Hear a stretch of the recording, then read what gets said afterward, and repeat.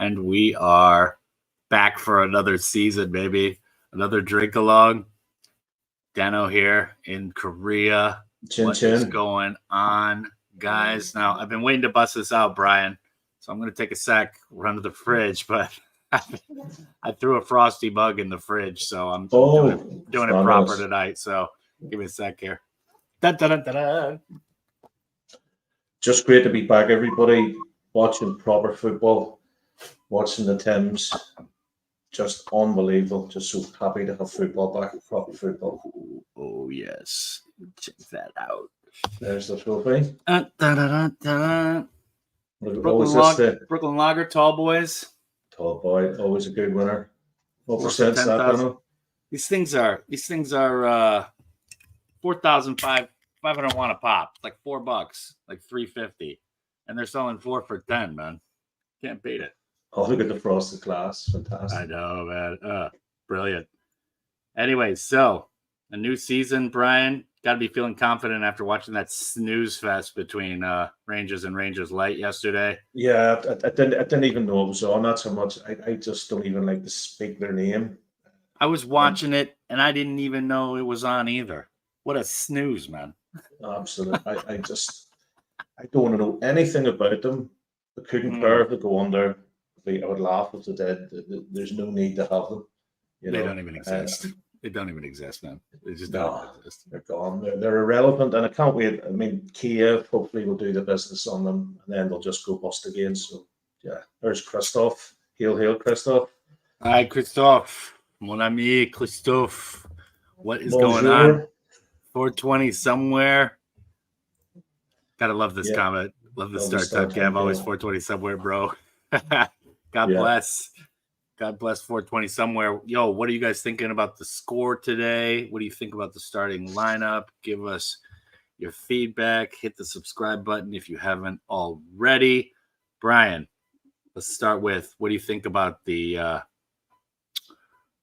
starting lineup? No surprises to me. No surprises. I mean, Dyson didn't make it, so we're playing with Coon, who's had a decent pre-season, and Kyogo and Jamesy's come back in. So, yeah, delighted. I'm really looking forward to Kasper Schmeichel, although he may not touch the ball today. But he looked fabulous on the U.S. tour. Oh, I mean, really good. He could be the difference of, Yeah. I remember watching the Chelsea game live, and I think Reece James, first couple of minutes in, had a couple of chances, and he saved them. And, as much as I love Joe Hart, and Joe's a legend, the big man, I don't think we'd have got them. However, we've got Kasper now. He's wanting to play in the World Cup in a couple of years' time. There's Jim Craig lifting the flag. Good man, Jim. Man. God bless. God bless. Beautiful. What a titan. Unbelievable. Oh, we got someone very special finally joining us. Badouge. Yo, legends. Hello, sir. Hail. Are you wearing your hard hat next door to the building site at the minute? Oh, yes, bro. Just be careful. It's subsiding. It's subsiding. Have your high-vis vest on. You know what I mean? Just be careful out there. It's subsiding as we speak, Brian, bro. It's like a Titanic. It's up on one end. It's about to break in half. Rose and Jack are on the back stanchion. It's crumbling. Fabulous. Shouting best club in the world. Yeah, mate. Well, what do we think about the score today, boys? I'm feeling pretty confident, but just see the full stadium tifo there as well, Daniel. Absolutely beautiful. All the banners rolled out. Anybody else has got problems with their stream? I had problems with mine trying to get it work. Celtic TV seems to have an issue right now. It's like it looks like bitrate screen. It's all different colours. Go to Kilmarnock TV and watch it on Kilmarnock TV for all those Fire Stick users out there. Sky Sports main event. Sports Fire on the Fire Stick allegedly. So somebody told me. Nice. Yeah, I'm not having problems with. I've been having problems with connecting to my projector the last couple of days. If it's not like through some kind of regular app that I use, like YouTube or whatever, like I use a Chromecast plugged in, and I don't know what's going on. I just can't seem to get it going properly. I don't know what's going on, but yeah, happens, so, Daniel. Sad news kinda, as well. Sad news before the game about the passing of Neil Lennon's mother. Ursula, I believe her name was. Very sad news. Thoughts and prayers with Neil Lennon. Yeah. And family, of course, you know what I mean? I think we're in for a high scoring day today with 4-0 results in pre-season. I was leaning towards us going for another 4-0. Thinking how defensively, I know Kilmarnock are going to come out and play maybe 3-1 to Celtic. Just try to be modest with a conservative estimate, but still very much expecting the victory. I feel pretty confident. I mean, it's you don't want to read too much into what we did in preseason and all that. I'm reading already. It was a great tour. Yeah, but we're gonna. I feel pretty confident today. But the jewel in the crown was a defeat of DC United, Dano. I know that was going to annoy you. It's like America. Hey, I'm a Chicago Fire. I'm a Chicago Fire guy, man. You know, a Chicago man. So we all picked off. Are we all at the same time? Yeah, I don't know what time's on mine, 30 bro. seconds or so. I'm 8 seconds. Lipstick. Yeah, I've got this you're a little behind me. This wee white donut in the middle of the screen, just spinning in circles. Hail, everybody who we see back, man. I mean, who's the snitch? 420 somewhere. Christophe. Man, Michael Ross. You know, it's good to see everybody here. Christophe was great on the show as well. Yeah, absolutely, man. Fantastic. Big up. Did anyone notice is Matt O'Reilly got a perm? I know I can't talk about haircuts. Like, it looks a bit of a perm thing going on there, no? Maybe because Liverpool are showing interest, bro. He's got the perm in. He's getting a if he scores a goal, he's like, all right. We know what's going on. He's got that Mikey Johnson perm in, hasn't he? Yeah. That quiff. He's rocking it though, Brian. You know what I mean? He's rocking. He could have it. Anything that young man. He's just so handsome. He could. Oh, there's the first corner. No. He's wearing the same barbers as Mikey Johnson, and he's just been like, just give me the same as the guy before, and he's been like, right, curling tongues, Mikey Johnson, quiff. Let's hope it doesn't affect his aerodynamics and his ability to play. So glad to see AJ back. He is to me. He's you know. I just think he's fantastic. He's definitely world class. Yeah, and CCV are just good fullback, man. Delighted to be on being in the Copa America and being in the team of the tournament. You know what I mean? Yeah. I pick out a standout player. Celtic really need to take a long, hard look at Canada because they seem to have similar resources to the USA, as in a massive volume, a massive population of people. And they're keen sportsmen as well, you know what I mean? They're avid sportsmen with ice hockey and basketball. Sports, all the exact same as the USA, but they seem to be, especially where football is concerned, they seem to be tapping the market of more athletic players coming through. So we need to really be looking at that. Like I always say, if America managed to harness the sporting diversity and power it has, like in the NFL and the NBA and things like that, and bring all those athletes over to soccer, they would absolutely dominate. They just have such a population and such a gene pool. Could you imagine some of these NBA players playing like as keepers and stuff? I mean, it'd be Jesus, bro. It'd be insane, bro. It'd be insane. Do you remember the film years ago? Like Connor Goldson all over again, bro. do you remember the film? Remember the film Escape to Victory years ago, and Stallone was in Nets and he just fucking flattered everybody. That was my friend. Shout out to Diggs and Paul McDonald. I was out with them yesterday. That's his favorite movie. It's got football. It's got war. All it needed was that.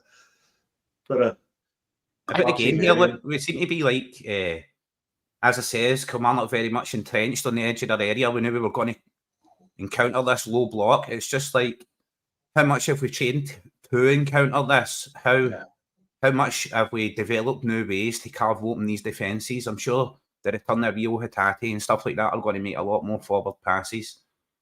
Well, yeah, I mean, and we were playing teams that were much more open in the States. Yeah, you know what I mean. I mean, it was much more end to end than anything we're going to experience today. Of course, these teams came out. Even DC United, right, Dan? I was impressed with our.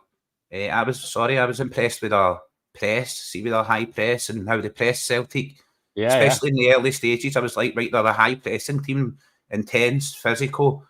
I thought Celtic done like just schooled them, like basically just schooled them in football, and we carried on to school Man City and Chelsea as well. It was a wonder display, in my opinion. Not the entirety of the games. Obviously, personnel get changed and things get adjusted, but definitely the first half of all 3 games, I was delighted with. Mm. Who was singing there? Was that just a bit of internet interference, or Not me, man? were you singing, Daniel? My dogs are. No, man. No. They're singling in on this Kilmarnock player, and he's like Liam Scales' ugly step twin. Like Liam Do you know Scales, something? Who parted his hair, Kaiser? I mean, Liam Who Scales parted is his not hair, an attractive Moses? man. He's like part of the Red Sea, bro. He's got a 5 feet, hasn't he? He's not even got a 4 feet. Size of that bad boy. Celtic should pay him for advertisement spots on that. Try and get Greg Taylor sold. Yeah. Bainbridge or some shit, who knows? Yes, man. Liam Scales needs to get this guy's phone number and start going out with him on the town. I think I've found you a perfect wingman, Liam. He makes you look good looking. Team, you always need a wingman, don't you, Dano? You need a wingman. Gotta have a wingman. Gotta have a wingman. I mean, that's just. I mean, it doesn't even matter if you're out on a date or not. You gotta have a wingman at all times. You headed out. Wingman or two. Score predictions there for the powers that be. I think that's Gav in the background. He's all just naked and smeared in honey. That's why he's not in the chat. That's why he's not live. I actually typed that one out. I actually had the presence of mind to type that one out. We're blaming Gav, Dano. Christoph, 3-1. Oh, that was a good chance. See, sometimes, right, I'm almost understand that Ange was like a relentless torrent of attack. Sometimes I feel like I wish Kilmarnock would just score first and then they would come out and play. You know what I mean? It's like when you're arguing with that kid for the neighbourhood, you get me, Dano? And he keeps calling you an asshole and stuff, but he won't come out of his own garden. You know what I mean? You're like, see, if you ever come out your own garden, my man, you are dead meat. But he knows that as well. He knows his mum's behind him at the window with a slipper, just gunning for you. You know what I mean, bro? She calls you names as well as you go past. Yeah, that's basically the SPFL. I grew up playing basketball, and like, I don't know. There's always some pipsqueak ass kid from your neighborhood who's standing on the side of the court, whether you're playing outside or you're playing at the Y or something, and he is just Spike Lee talking shit, and he couldn't even put it on a layup. You know what I'm saying? Hell yeah. Those are the guys that populate the stands of Scottish football, Daniel. You get me? They'll they're everywhere. I sit in the stands usually at Paradise as well. I sit in the stands, bro, and there's guys and they're like twice the size of me, right? And I'm like 17 stone. I'm a big boy, 6 foot tall, 17 stone. I'm a big heavy guy. Yeah, I'm on it. I'm a heavy boy, you know what I mean? I'm quite big, you know what I mean? And there's guys in the stand. There's guys in the stand that are twice the size of me, bro. And they're like, see, if that was me, I'd have brought that down. I'd have turned him inside out. I'm like, last time you turned inside out was a Kit Kat paper, bro. You know what I mean? You get that. Craig Young, this is a funny call. Killy wearing a Semco away top by the looks of it. and to borrow an away kit. That budget's a little down for the football squirrels that play at Rugby Park, right? Yeah, it's like a grey shopping bag, bro. With Rangers, with the old Rangers shorts they've got and socks. Do you remember the play at the pre-season and the strip was hanging off when they went over to Castore or whatever the hell they call them? A transparent Bucky Pish, apparently. Your background is like it's like making the bottle half transparent. Yeah, bro, it's because I'm got Gucci Bucky, man. Because I've got a Celtic Park in 2025 in the background here. This is an AI simulation of what Celtic Park would look like, right, guys, behind me here, see it? They've turned it into a full dome, double tiered it, extended it, made it round. It seats 200,000 capacity. So I just kind of thought, when there's images like that out there, it's kind of funny that our board refused to have hot water in the main stand and repair the toilets. You know what I mean? No hot water. No, there's no hot water, bro. Basically, how How can you afford hot water when you're sitting on 70 million in cash? I mean, come on. I know, come on, Dano. It's a stadium. Think how many immersion boilers you would need for that entire stadium. The value in copper alone. You'd need some sort of sponsorship like the Celtic way. You'd need a Weissman boiler sponsorship. Celtic sponsorship. Sponsored by Weissman. Undersoil heating and everything, bro, like radiators. It would be immense. That drives me crazy when teams do that in the States. It's like, you know, Soldier Field brought to you by Bank One. It's like, like honestly, blow me, man. Get out of here with that shit. Well, I think it is, like, honestly, I think the Copeland main stand was constructed in like 1906. You know what I mean? The building regulations have changed because your average man nowadays in Ibrox is like 36 stone. So think of that compressed building weight and all these seats. You know what I mean? That's why it's subsiding. That's why they can't get strong enough steel from China. China don't have the technology to meet their capabilities, bro. They only have sumo wrestlers kicking about in Japan to come and test that steel. They're bringing them in as we speak, Dano. They're importing sumos. Oh man, I mean, that whole thing is such a hilarious mess, man. It just keeps going on in the background, and I mean, we're all just sitting here like, oh, this is beautiful, right? I mean, come on, you gotta love just it. that, Dano, right? Seeing this area where I live, bro, it's always, of course, I always wear my Celtic stuff. You know what I mean? I'm out and about in Ibrox, in the Ibrox area. It's always quiet, right? There's never the amount of trouble you would expect. I'm not in anywhere near the amount of arguments or fights you would expect, right? But there is a few, and they are steadily increasing. See, the angrier and angrier that the Bears get, it's just like pain on top of pain on top of pain. And I just love it, bro. I just revel in it. Every day I go down. See, like I come out of my house, Dan, when I go to the end of the street, and that's Copeland Road, and that's the road that Copeland stands on. So I just walk down there, and I've got the Loudon bar where the subway is and stuff, you know. I just walk past it every day. I love it, bro. I love it. Walk by with my head high. I'm gonna have to say, I got Craig at 420 somewhere, and Craig are wondering where X-Man is. I guess he's out laying pipe, and I gotta point out it's a singular dog. It's a singular dog, gentlemen. It's not X-Men. You know, I'm not a Marvel guy. That's not why he is more manly a dog than other manly dogs, isn't he? But Dano, so it's X-Men. You know what I mean? He's like multiple men. You should have to complain this dog walking around. No problem, Brian, bro. But you're going to jump out and come back? No, I'm going to have to complain to Amazon that this illegal stream isn't working. That's disgraceful. That's a joke. You mean that legal stream? No, illegal. That's what I meant. Brian, see if you're using a Fire Stick as well, right? And you're watching, like, you get the Sky builds and stuff in them, right? If you go on the Sky build, it will say UK Sports. If you go down, and then go down, it will say SPFL teams. Go in there and go to Kilmarnock TV, bro, and watch one there. No worries, I'm going to do that now. We're just going to come out for 2 minutes and go back in again, okay, lads? No problem. See you soon, legend. Brian sounded like he was twanging an elastic band there on his way out. Did you hear him, mate? He was like, all the way out the door. He's on a diving board, Trips. He's actually live streaming from a diving board. He's at the Olympics, Brian. He's at the Olympics. Yeah, he's actually in France. Yeah, he's Ireland's representative in the high dive. Yeah, but to be able to live stream, like, he had to make a deal with whatever sporting authority. It's like, no, you've got to sit out at the end of a diving board and do this. So, you know, take it or leave it. We don't have a seat for you. Sorry. Exactly, bro. It'll be nice and quiet, though. It'll be nice and serene. All that nice water sitting underneath you. Great. That's 420. Brian is away for a big bong. Brian definitely scoops buckets, bro. He's got a 2-litre plastic bottle and a glass iron brew bottle. I seen that behind him on the stream one day, and he moved it. He defo scoops buckets. And he's not even on the herbal stuff, bro. He's so staunch in his tradition. He's still on the hashish. Hotboxing his shit out. He buys his hashish for Jean-Claude Van Damme, bro. He actually imports it for Brussels.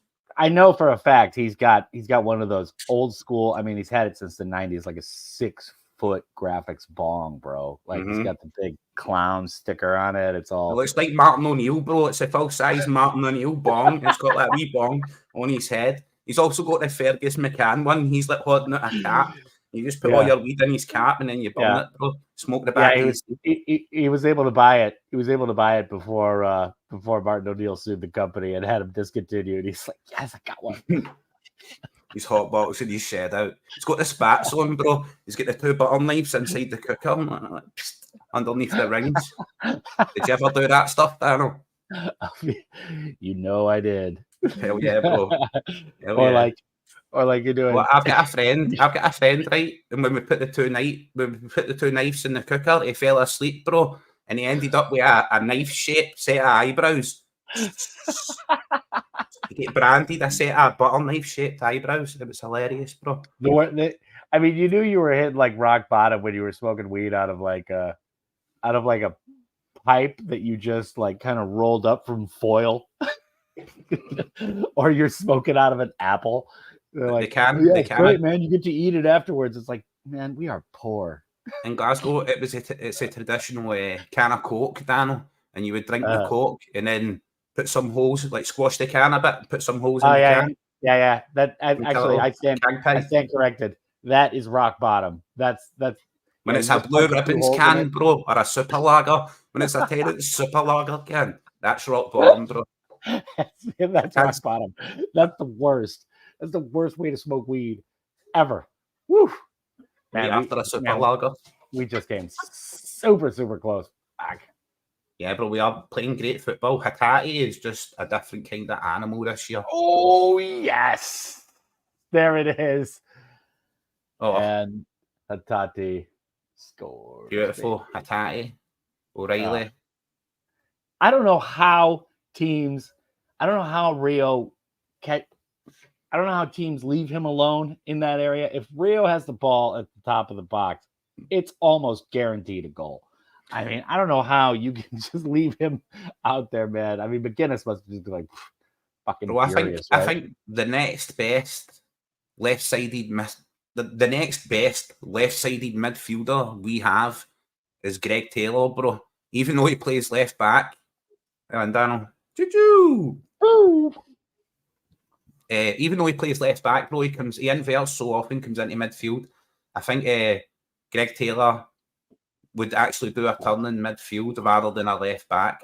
And he would also support a left back. He would know the difference between defending, and I just don't think he has the physicality. You know what I mean? He just doesn't inspire me with confidence.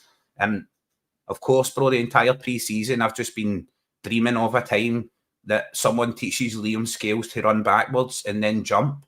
You know what I mean, Daniel? Just run 3 steps backwards and then jump. You don't have to win the ball. Just contest it at the back post. Make it difficult. You know what I mean? He just stands there like a pillock, bro. Yeah. I mean, that Hatate finish too right there was cool as you like. You know, I mean, he didn't put too much spice on it, man. I mean, you know, truth be told, I mean, the worm burners along the ground are harder for a keeper to stop than.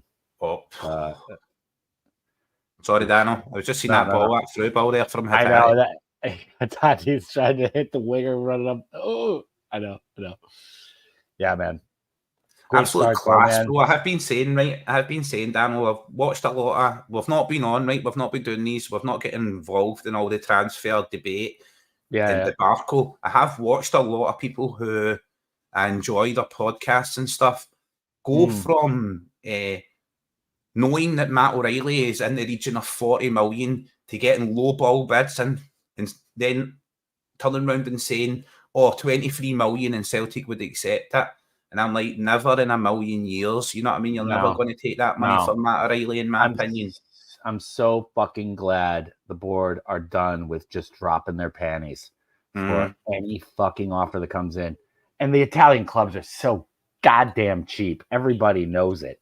I mean, 16 million plus incentives that they're never going to fucking pay. I think it stands testament, Daniel, right? Although Scotland is the direct neighbour of the English Premiership, and by playing in Scotland, you're inadvertently in the shop window for the English Premiership, right? one of the most cash-rich leagues in the world. They always denote that the Premiership is synonymous with quality, and these are the best teams in the world with the best players in the world. Even their reserves are better than Celtic because Celtic play in a farmers league like Scotland, and that's why teams come in and try and lowball us and underbid with players. They believe the propaganda, bro, when actually we've just seen in pre-season how Celtic performed against English Premier League teams, both the champions and Chelsea, who are decked out to be contenders. The world's got to be watching that, you know what I mean? That's in the US of A, Daniel, you know what I mean? There's eyes on what's going on there. And of course, fully, I'm not swept, I'm not gone with the wind. I understand it's pre-season friendlies. I fully understand that, you get me, bro? But still, credit where credit's due, you know what I mean? We played really well, we played some beautiful football. Kilmarnock looked to be threatening as well. They're not like taking this line down. It looks now like they've actually come out to play some football. So we might actually get a more entertaining game for this point forward. But I mean, say what you will about preseason, the results or whatever. That Big Rab right on the same line as I'm thinking. That tour was genius, man. Mm-hmm. By the way, we've got to give special attention to this Michael Ross comment here. Been doing heavy gardening all day, sweat my balls. I'm just on the shower on my third tin of lager and start bawling naked, screaming on the sales. What a Celtic. Let's go, Michael Ross. I want to hear stories of you in the paper running at full sprint through Glasgow city centre, screaming on the Celtic, but naked, bro. I mean, Kaiser, if you and I are the only ones on here, I figure a naked Drinkalong is pretty much inevitable here. Like, I mean, sure, bro. It's probably going to happen. It's not going to be planned. It'll just be something that fucking happens. I've got the hot tub in the back garden all set up and it's heated up, Daniel. I could come in with a mobile phone and get in the hot tub. I say we get a hot tub live stream. Aye. You know what I mean? Kaiser will get his boobs out for the trips. You should see these bad boys. Aye.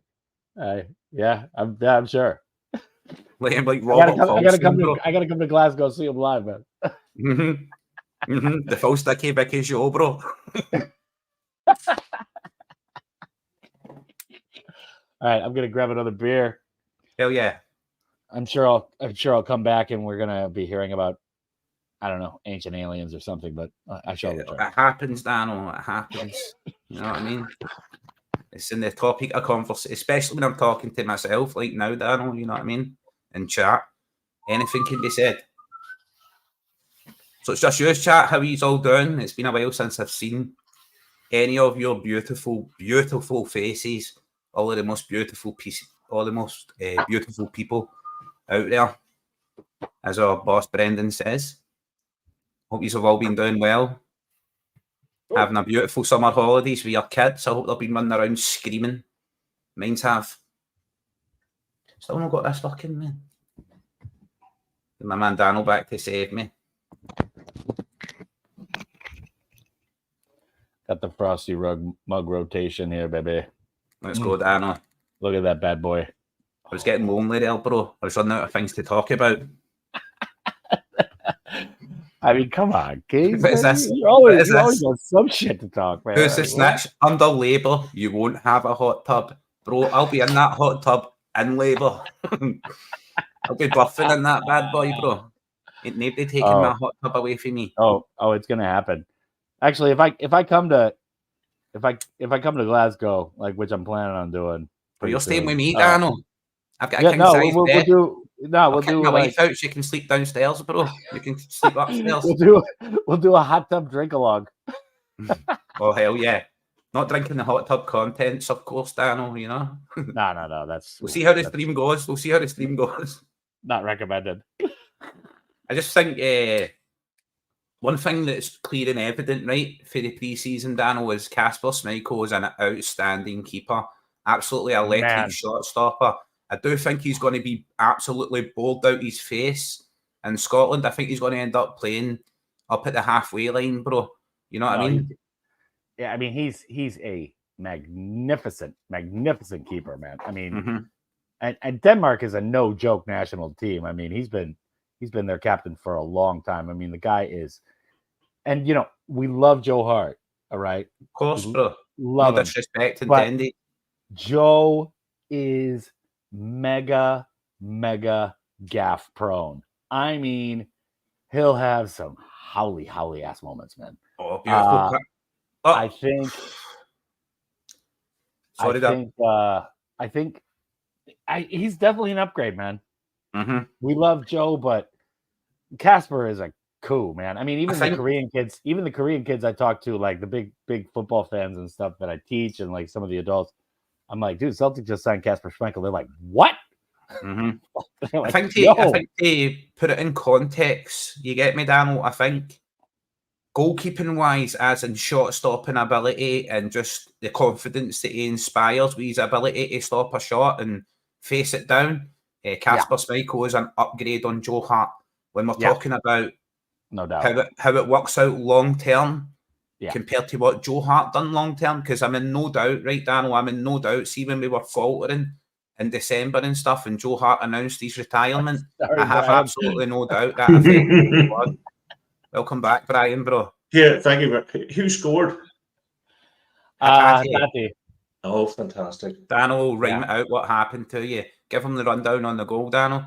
So, I mean, we were just at the top of the box. It was just kind of just slip it across a few players right to the middle, and Hatati's right at the top of the box all alone, man. Just a little skirting worm burner right to the right post. It was beautiful, man. And good goal, man. I mean, didn't put too much heat on it. Didn't blaze it over the bar. Just whoop, passing it. What was the celebration like? Did he look as if he was interested, or the usual sort of? He took off his shirt. He did a lot of pelvic thrusts. Mounted up on the. I mean, it's the first goal of the year. You got to get excited. Mm-hmm. Oh, that's good. That's good. No, I'm hoping he's going to stay. I'm just panicking. I wish it was the transfer window was over. Brian, I think it's a real danger, right, bro? In my honest opinion, big clubs are going to circle on the last day of the transfer window. I do see a big offer coming in round about 40 million for Matt O'Reilly and 20 million for Rio Hatate. Both of them going for a combined 60 million. And our board putting that money in the bank and saying, oh, but that happened last minute. We didn't have a chance to go out and buy new players. They're just going to need to take what you've got and make it work. That's just the sandwich that Celtic always sell. You get me, bro? They leave you in expecting. 420. That's my fault, by the way. That's all me. Yes. That's the job. And when you do podcasts and stuff, hey, Brian needs to get in. What the fuck? Let me in. I'm like leaving the dog out by the sliding door in the backyard. He's just standing there. That's Brian Soprano. He's the main man. Oh, I watched the entire series of Sopranos, Dano. That's what I did over the close season. I watched the football, right? I watched the Euros. Delighted to watch England stumble and fail. It was beautiful. I loved it. You know what I mean? It just caveated a beautiful start to the summer. And then I watched The Sopranos. I binged watched the entire season, entire 6 seasons, sorry. By the way, if you're making there's a pasta trick that I learned from that show that is amazing, man. It's like once you've got the sauce ready and once you've got the pasta ready, throw like a big tablespoon of butter on the pasta, throw the sauce on top of it, turn the gas up all the way, turn the flame up all the way under the pasta, and just stir the shit out of it for 2 minutes. Oof. It's an amazing trick. It's done, Dano. Learned it from The Sopranos, like literally, and it is brilliant, man. I also watched that Lilyhammer, and it's the. Oh, I love that show, man. I wish it didn't get canceled. It was so good. I've been laughing my ass off at it, bro. You know what I mean? I've been laughing my ass off watching that. And there's a Bricktop in that as well. Your man Alan Ford, you know, Bricktop out of Snatch, the guy with the glasses similar to me. You know bro. He's like a London hard man who comes over, part of a London firm. His brother goes missing. He makes a Millwall brick and scalps a couple of people. The brother, he's selling a yellow Ferrari. No, educating the world, bro. So what time have you guys got here? I've got 28:15. 28. Yeah, I'm like just past like 29:15. I'm probably like in the 40 future, seconds even ahead of though you he's guys. in the other side of the world, bro. It's so frustrating. I know. How Yo, can man. Korea have faster internet than Scotland? Scotland basically invented the telephone, the television, pneumatic tires, the postage stamp, the American Navy. Scotland invented everything, bro. Yeah, I'm pretty sure on the consumer level, I have the fastest internet in the world. I mean, like straight up. It's a scam, Dano. We were trying to, when I was working for an American company, the boss was like, "Okay, guys, go to this website and measure. I forget what it is, megabytes per second or something like that, megabytes per minute." Aye. And Megabytes everybody's in the high 20s, maybe low 30s, and mine was like 82. Holy Oh, shit. yeah, The hell yeah, internet bro. here is lightning fast, man. I just changed mine, Daniel. Mine's is usually 56 megabytes a second download, but I just changed it to the gigafast one. So that's like a gigabyte up and a gigabyte down per second. You know what I mean? So that's like super fast broadband that's just coming in. Yeah, I mean, this was years ago, but yeah, I mean, yeah, of course, bro. I so get I'm you. sure the 5G and whatever that's been coming in is much faster. Sorry than about that. this lighter, guys. I'm trying to click this lighter. 7 years ago. It's not working. It worked. The chat as well. I completely neglected the chat. I'm so sorry, chat. How are you all doing? The American Navy was started by a Scot. Yes, it was, bro. Yes, the American Navy was invented by a Scottish man. Also, see, every SAS High Forces was invented by the Scottish. So there would be no SWAT teams, no SAS, nothing like that if it wasn't for the Scottish. Just Google it, right? Google things Scotland have invented and you'll see it. Is that a good thing? Is that a good thing? Yeah. No. Yeah. What, the fighters out to fight, mate? The fighters. The fighters. And then wasn't there something to do with Barcelona's one of the first managers was Irish? I mean, did I hear that, or even Scottish? Did I hear that somewhere? Oh, I don't know, bro. There's one of the first managers for who? Barcelona. Oh, Barcelona. That might be true. I mean, a lot of the guys who like spread the game around the world were English, Scottish, Irish. This is absolutely gutted that Labour got elected. That he's like, under Labour, you won't even have a lighter. It's absolutely outstanding. Bro, I didn't vote Labour, right? I didn't even vote anybody.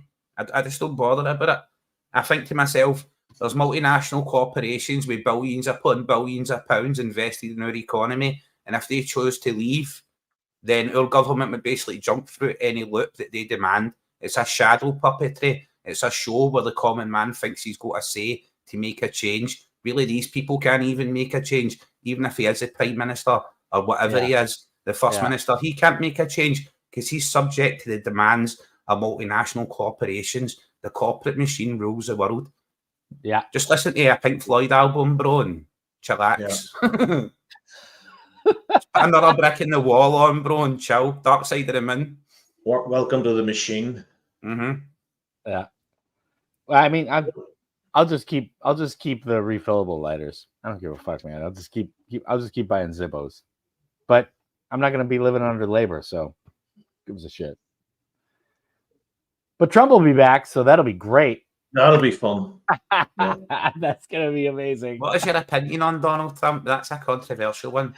I would vote for a rock over Donald Trump. I would pick a person randomly out of the phone book. Not vote for Donald Trump. Scotland hated Donald Trump, Daniel, before it was fashionable. See when he wanted to build a golf course here, bro, and then he complained about the wind turbines. Scotland hated him since then. So that was long before he even got his first term. Before it was fashionable to hate him, we were leading the trend. Dude, he is. I mean, thankfully enough, he has had probably the worst week for a politician I've seen in like a long time. Like he's got that Protestant tan, hasn't he, bro? He's got that full orange skin on the go. He's so out of control weird right now. It's just unbelievable. Oh, Wow. Damn, Kuhn had 2 amazing cracks, but Corey made an amazing save right there. That's Wow. something that I've noticed. Trump's a fucking asshole, man. Like, I mean, seriously, like one of the worst politicians I've ever seen in my life. I can't believe all these like working class white people buying into his bullshit. I mean, he is just a toddler fancy boy. He's just a total piece of shit. But I'd vote for anybody. He makes Ronald Reagan look like a leader of the free world. You know what I mean? Like, he makes James Buchanan look like the greatest president in the history of the United States. I mean, he is a fucking idiot. Like, ineffective leader, a total moron, and he just doesn't. It's Kuhn, unbelievable. McCrory made a great save on that first one. As I was saying there, Daniel Kuhn, one thing I noticed from the clips before we brought him in, he seemed to very much drive the line and then cut inside and supply passes across the area. I thought that would be fantastic for Kyogo. But what he never done, or what I noticed for a lot of the clips on YouTube, even though they caveat the very best of a player, I noticed that he never really took a shot, and when he did take a shot, it was quite a tame effort. That seems to be something that he's added, something that he's worked on in pre-season, something that he's bringing to his game. All right, he just a tame volley and then hit the bar there from like 6 yards out, but like he's he's added taking those shots. He'd have been looking for a pass before. Yeah. What do you think of that? Him and Odin Thiago Holm, I really liked everything they showed during preseason, man. Both of them. Holm, as you know, Daniel, I've been like backing Thiago Holm to have a standout season this season, and a lot of people's opinions have sort of changed on him. I was saying this before pre-season. I was like, especially if Matt O'Reilly goes, he's the player that I see coming in that position. Okay, he's not the exact same type of player as Matt O'Reilly. He doesn't move like Matt O'Reilly. We see Paulo Bernardo more moves like Matt O'Reilly. He's got that graceful stride across the pitch. Sometimes I mix him and Matt O'Reilly up. But I did think Thiago Holm coming in on the right-hand side of midfield, he's going to have a big season, especially when we get to deadline day and Matt O'Reilly goes for 40 million and Hatate goes for 20 million and we're left with Thiago Holm because this board don't buy any players. Because that's what I see happening. You know what I mean? I see big guns coming in the last day and like blood in the water to Sharks. You know what I mean, Daniel? Coming right in there for Matt O'Reilly. Yeah. I would really love to see Holm getting some regular playing time, especially if you know the cat registers start ringing. I do think, Daniel, in the season where Ange Postecoglou left, Hatate was worth about 14, 15 million given the way he was playing in his performances in the Champions League. And then he had the injury layoff, and I thought, right, maybe his value is not enhanced to that amount anymore. Maybe a team could come in and nick him for 8 or 9 million from Celtic while he was injured or just back from injury. But his performances in pre-season and the way he's been playing definitely looks every bit worth 15 million plus. He looks like a 20 million pound player. Do you think O'Reilly? Do you think O'Reilly might stay for the Champions League? Hear me out on this one. He could go to Leicester. He could go to Southampton, which he's a relationship with Russell Martin. But if he goes to if we get a Champions League draw and say was obviously Spanish team, German, French, Dutch, and he puts on a show, he could go from why would you go to Chelsea? Chelsea's a basket case, and I think your man Maresca is, he's had his limit. He could literally touch for him to move to Real Madrid. If he plays his cards right and does it on the big stage. I think there's been murmurs about Kasper Schmeichel trying to convince him to stay, like unless it's like something like that. Like you could show out in the Champions League this year. Like you have the ability to do that here. You probably don't want to go to. I think one player who would be on a big stage type of thing. I think we've heard rumours of Matt O'Reilly's girlfriend having another year at university to run in Glasgow, part of some sort of study she was doing, and she's in her last year that would be this year. So that was it. I don't know the validity of that, right? But as you're saying that about Kasper Schmeichel, Daniel, the one player who you would want in Matt O'Reilly's ear would be a fellow Denmark international, he would be saying to him, look, captain, listen. no less. And the captain. You get me, Daniel? He'll be saying to him, look, listen, Matt, you were not brought to the Euros. It has got nothing to do with you being at Celtic, the league you play in, the standard of the league. If you're thinking that that's the reason you weren't brought in, it was more to do with loyalty to these players who are finishing up and have been dedicating service, and you're going to be there for the World Cup. You're going to be the standout at the World Cup in 2 years' time. Stay at Celtic another year, stand out in the Champions League, enhance your value. If you've got this size of club, if the vultures are circling and they're at this size of clubs are looking in on you, imagine where you will be if you enhance your reputation and continue to play. Scales just scored. I just saw Scales just scored, Scales, man. there we go. Yeah. Did you bet on him, though?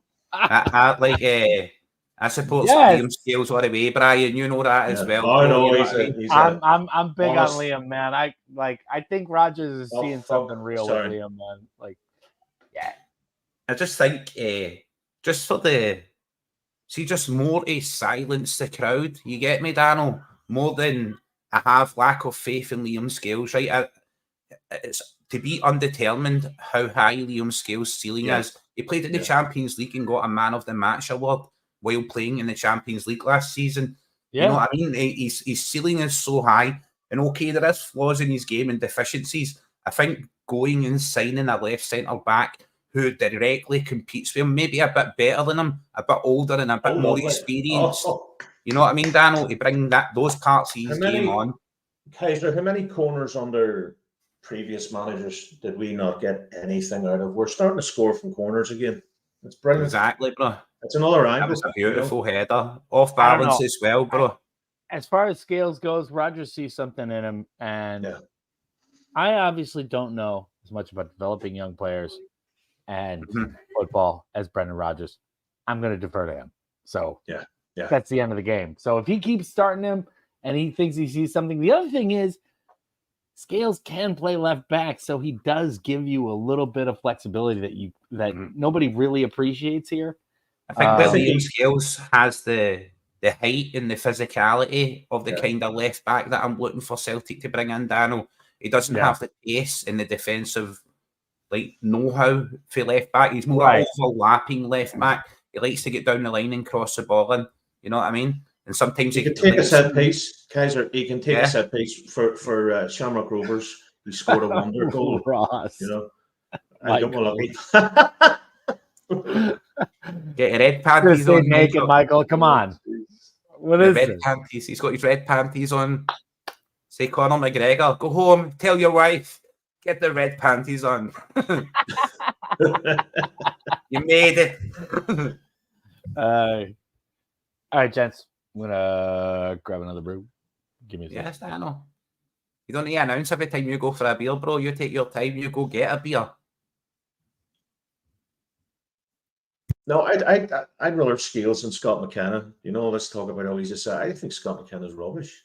Well, no, he's not rubbish, but he's not Scales.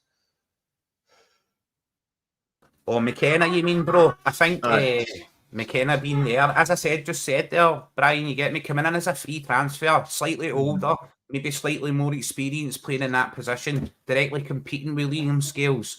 More of a, like you see in boxing, where a young fighter will get lined up with people who they can just knock down easily, and then they get the test, the baptism of fire, the acid test.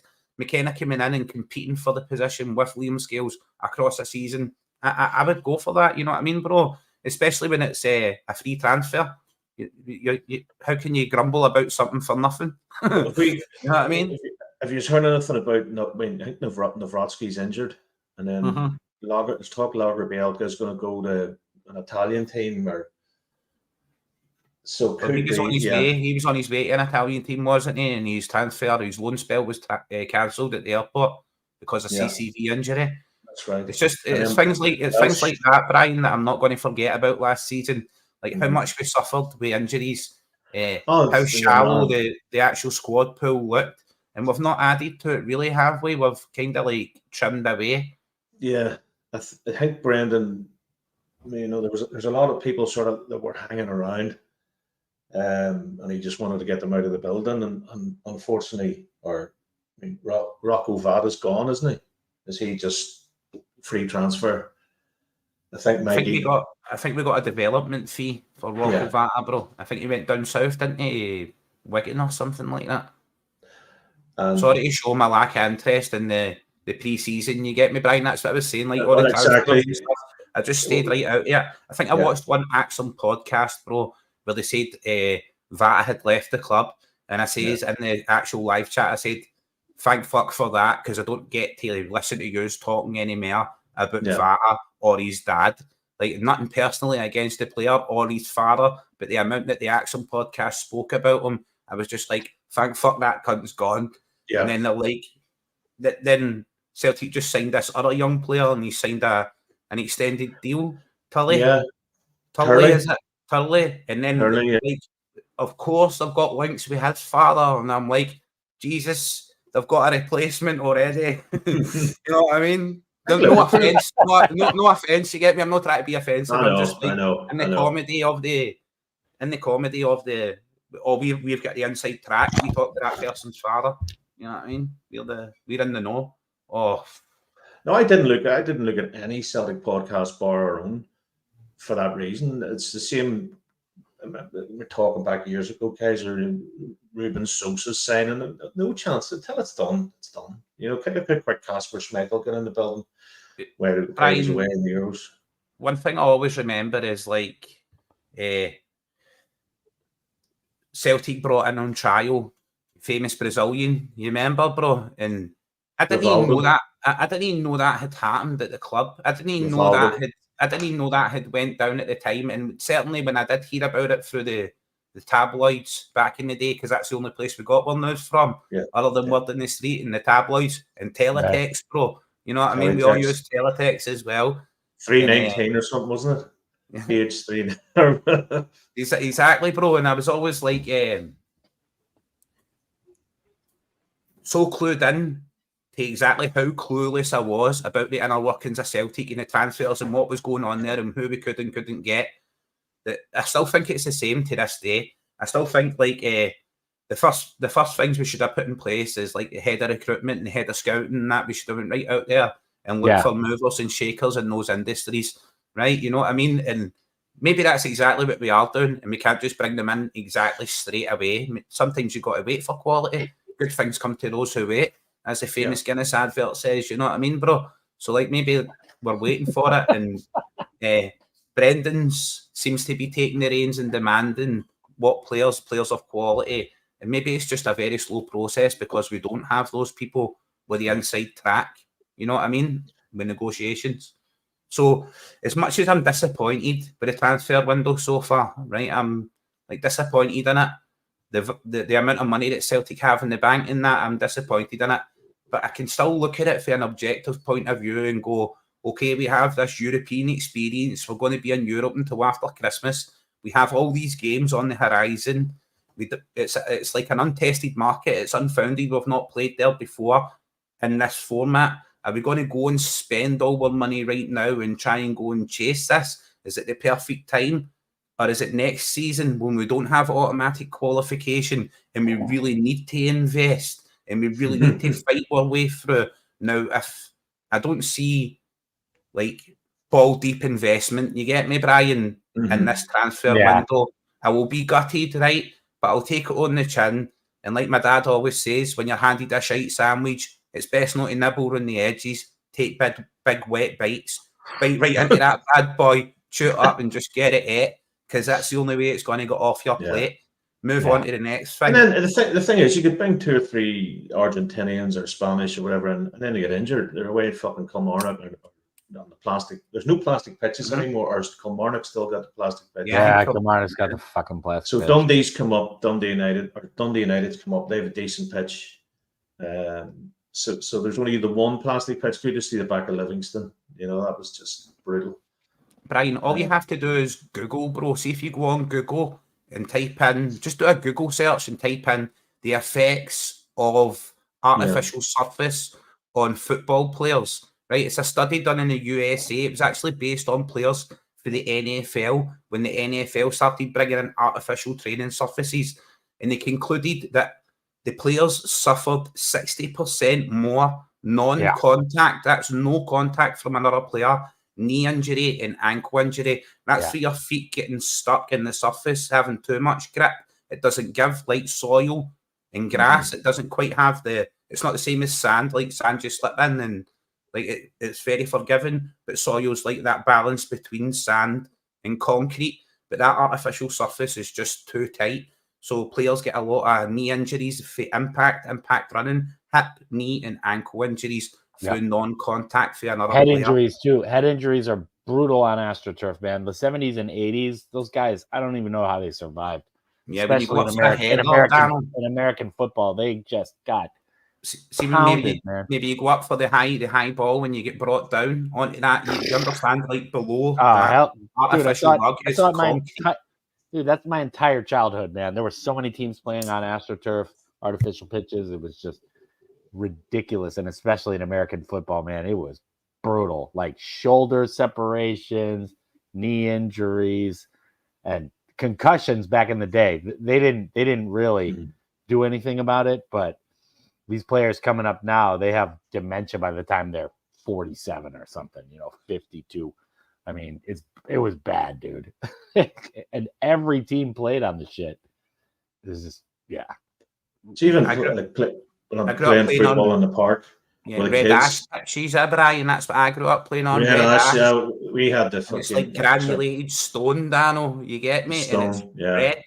And like one of the top tips when I was younger was to put Vaseline on your legs, because when you fell in the Red Ash, it would stick to the Vaseline and it wouldn't scrape your legs. So like you get your contact burns for scraping along stone, road rash.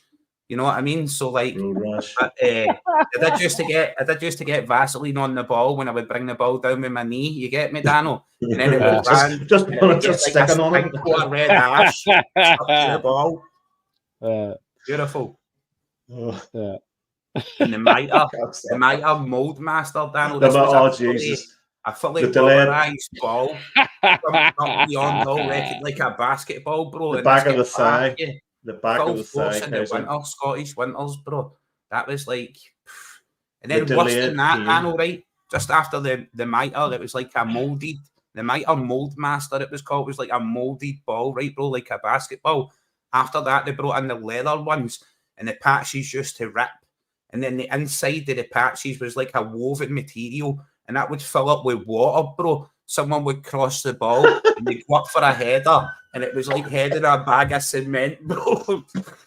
Like, oh, Jesus. I swear to God, Dano, the stuff. Why aren't you writing a book, man? Like, honestly. The stuff, bro. And then my favourite thing to do is when the ball burst, Dano, we would fill it up with the red ash for the inside of the pitch and leave it out in the street and wait for someone drunk coming home for the pub and shout, "Sick man, kick my ball over." And this guy would run over like a World Cup, bro, full force, Ray Finkel kick, boom, ball full of fucking stones. Those were the days. Kids nowadays, I've got no idea, bro. But it's hard. I was joking to say it's actually hard to go and play football.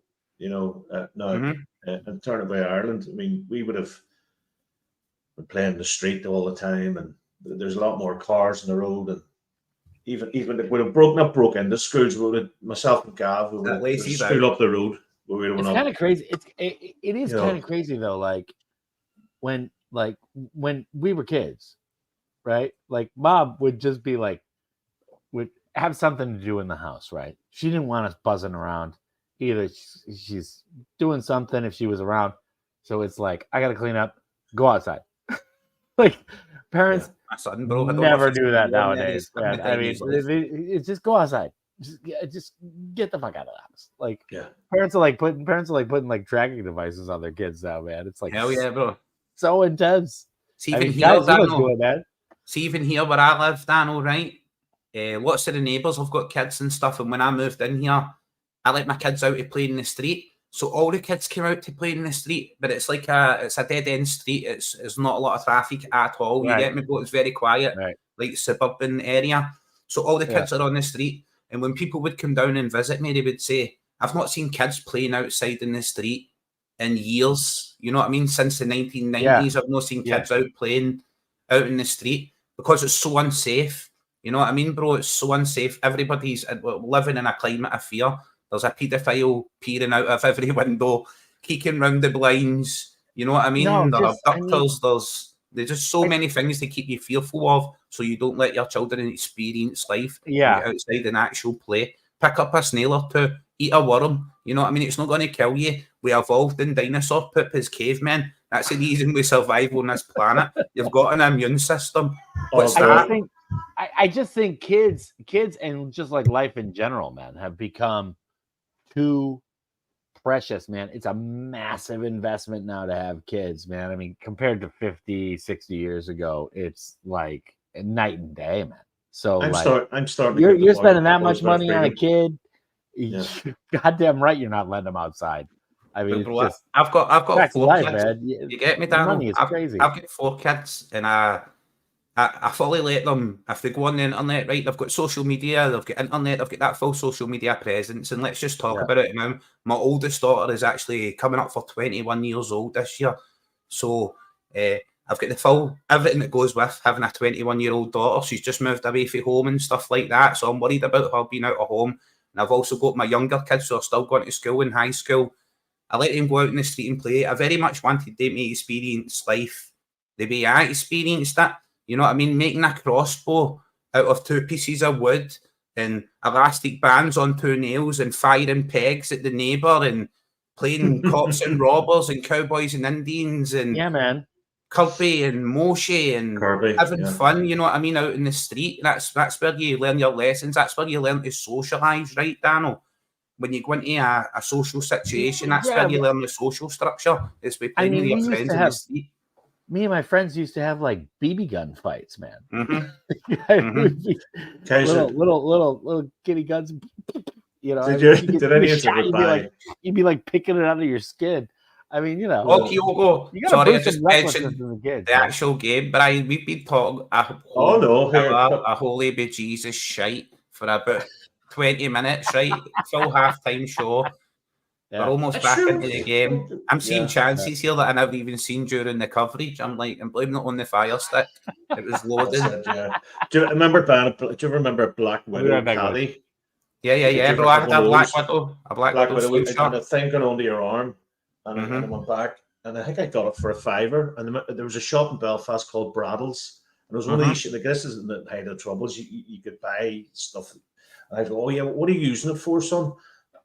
I'm trying to. There's a couple of rats that have been, coming around to the back garden. You have to laugh. Yeah, that's okay. So straight away you're around with shooting anything that moves, bro. Any seagull, pigeon. No, it was more hitting people's windows. People's windows.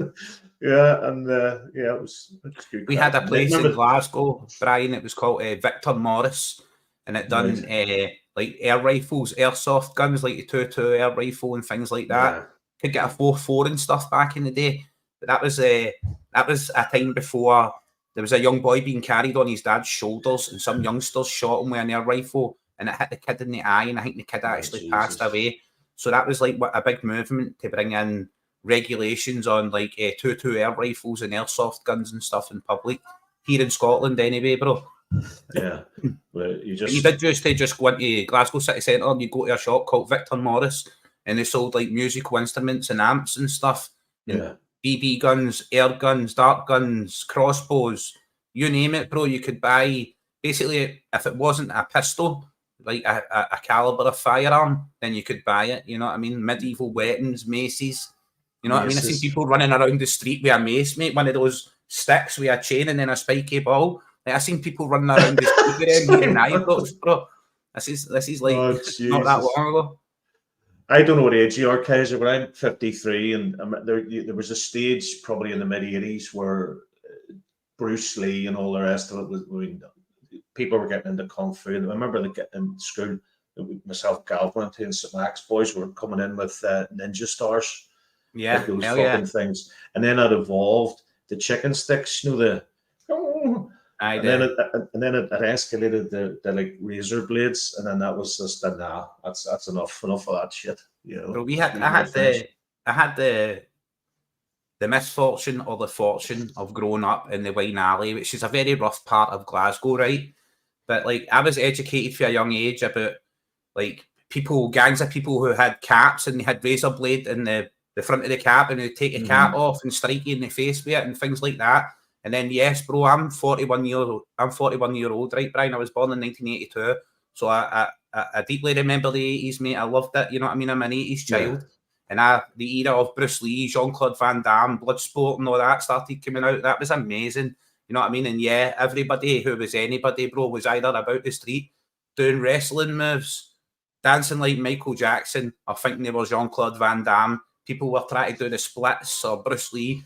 Some of my friends had nunchucks. You know what I mean? It was rife.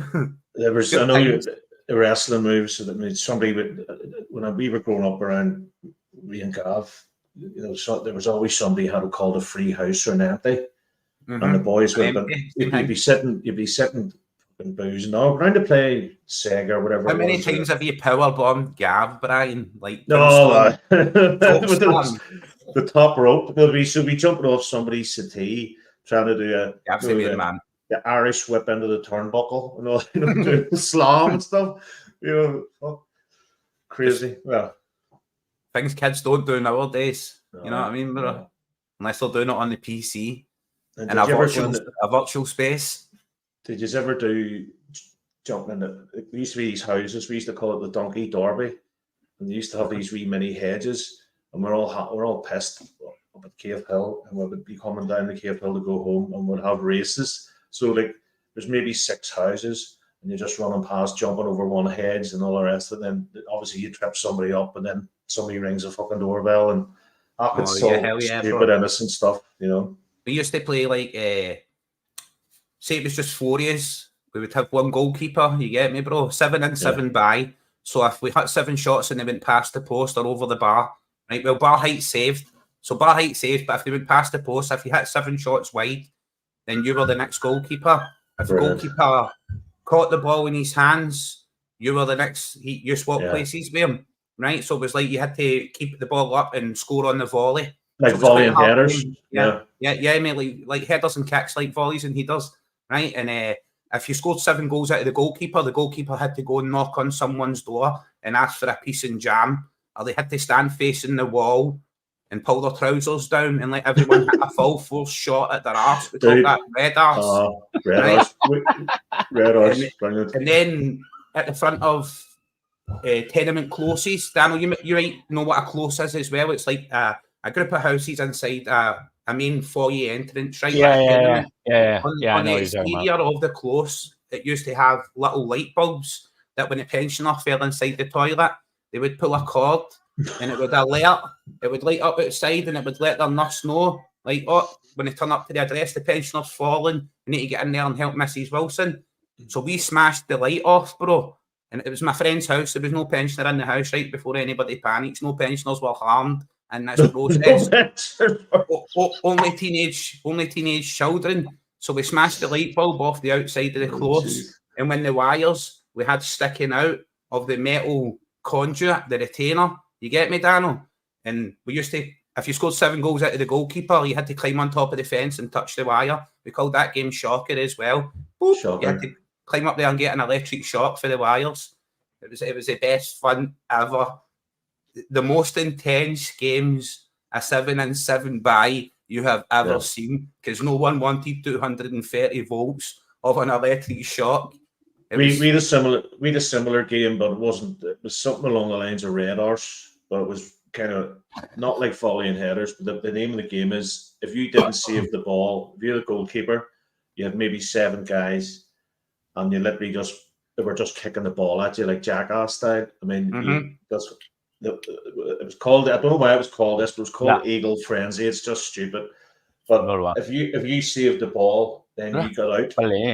But I think I was in nets for about 10 in a row.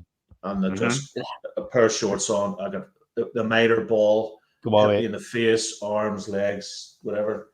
I think Celtic scored again. Oh, no. I don't mean up, no. I mean, I've missed it. Oh, hold on. Corner. Yeah, corner, sorry.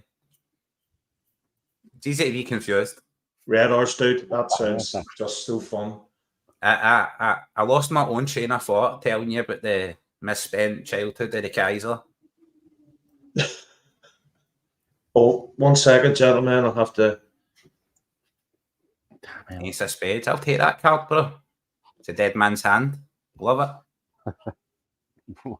What are you doing, bro? It matches the ring round my neck, bro, because I don't bath too often. It's like a tide mark, Daniel. See when you lie in the bath and just your head sticks out, and then you get out of the bath, you end up with like a watermark around your neck. That's what the ace of spades matches on me, bro. I messed up one, the ace of spades. What was that? That's my card, bro. That's my birthday card for Who's the Snatch. Birthday card. Under a Labour government, you don't even get an ace of spades. It's a full pack of jokers. Did you ever play Knuckles as kids with a 52 deck of cards? Hell yeah, bro. You'd start off, it would be like at an angle, and you would go, and people would fucking hit you, and then it got to the stage. Brian, we played dive bombers where you would take the full deck and put it together and hold it upright and then wrap it down. Oh. Dive bombers, we called it, bro, because Knuckles weren't hard enough for people for dive bombers. Jesus Christ, man. See, when you come to visit Glasgow, we're going to get a Celtic World together, right? We're going to get a game of 7-in-7 by Red Arse, right? A game of Shocker, a game of Peace and Jam. We'll need the dive bombers. Yeah. What about the electric one? I think I could do that. Like the challenges. We should do that. We should do something for the crack. Celtic Jackass. A Celtic World. Those man games, bro. Have you seen them? The man games. You get shot with a taser and stuff. Crawl under barbed wire fences. I'm not too bad with pain. I'm okay with pain. I'm not too bad. But do you remember the young guys that were on years ago? They were like the fucking Welsh version of Jackass. Oh, Happy Sanchez. Dirty Sanchez. Dirty Sanchez, that was it, bro. Them boys were fucking Dirty Sanchez. Their dicks and all kinds of stuff. It was fucking horrendous. They were drinking farts at the next guy's bum cheeks, bro. I'm not doing that with you. Just to caveat that right now, right, boys? There will be no Dirty Sanchez, a Celtic World. No matter how much Gav cries for it, it's not happening.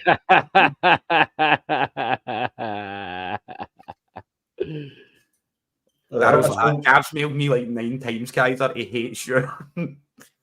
You know, so I'm going to the WhatsApp group anywhere, bro, because I put my mobile phone away with the Christmas decorations. So I'll get a new mobile phone next Christmas.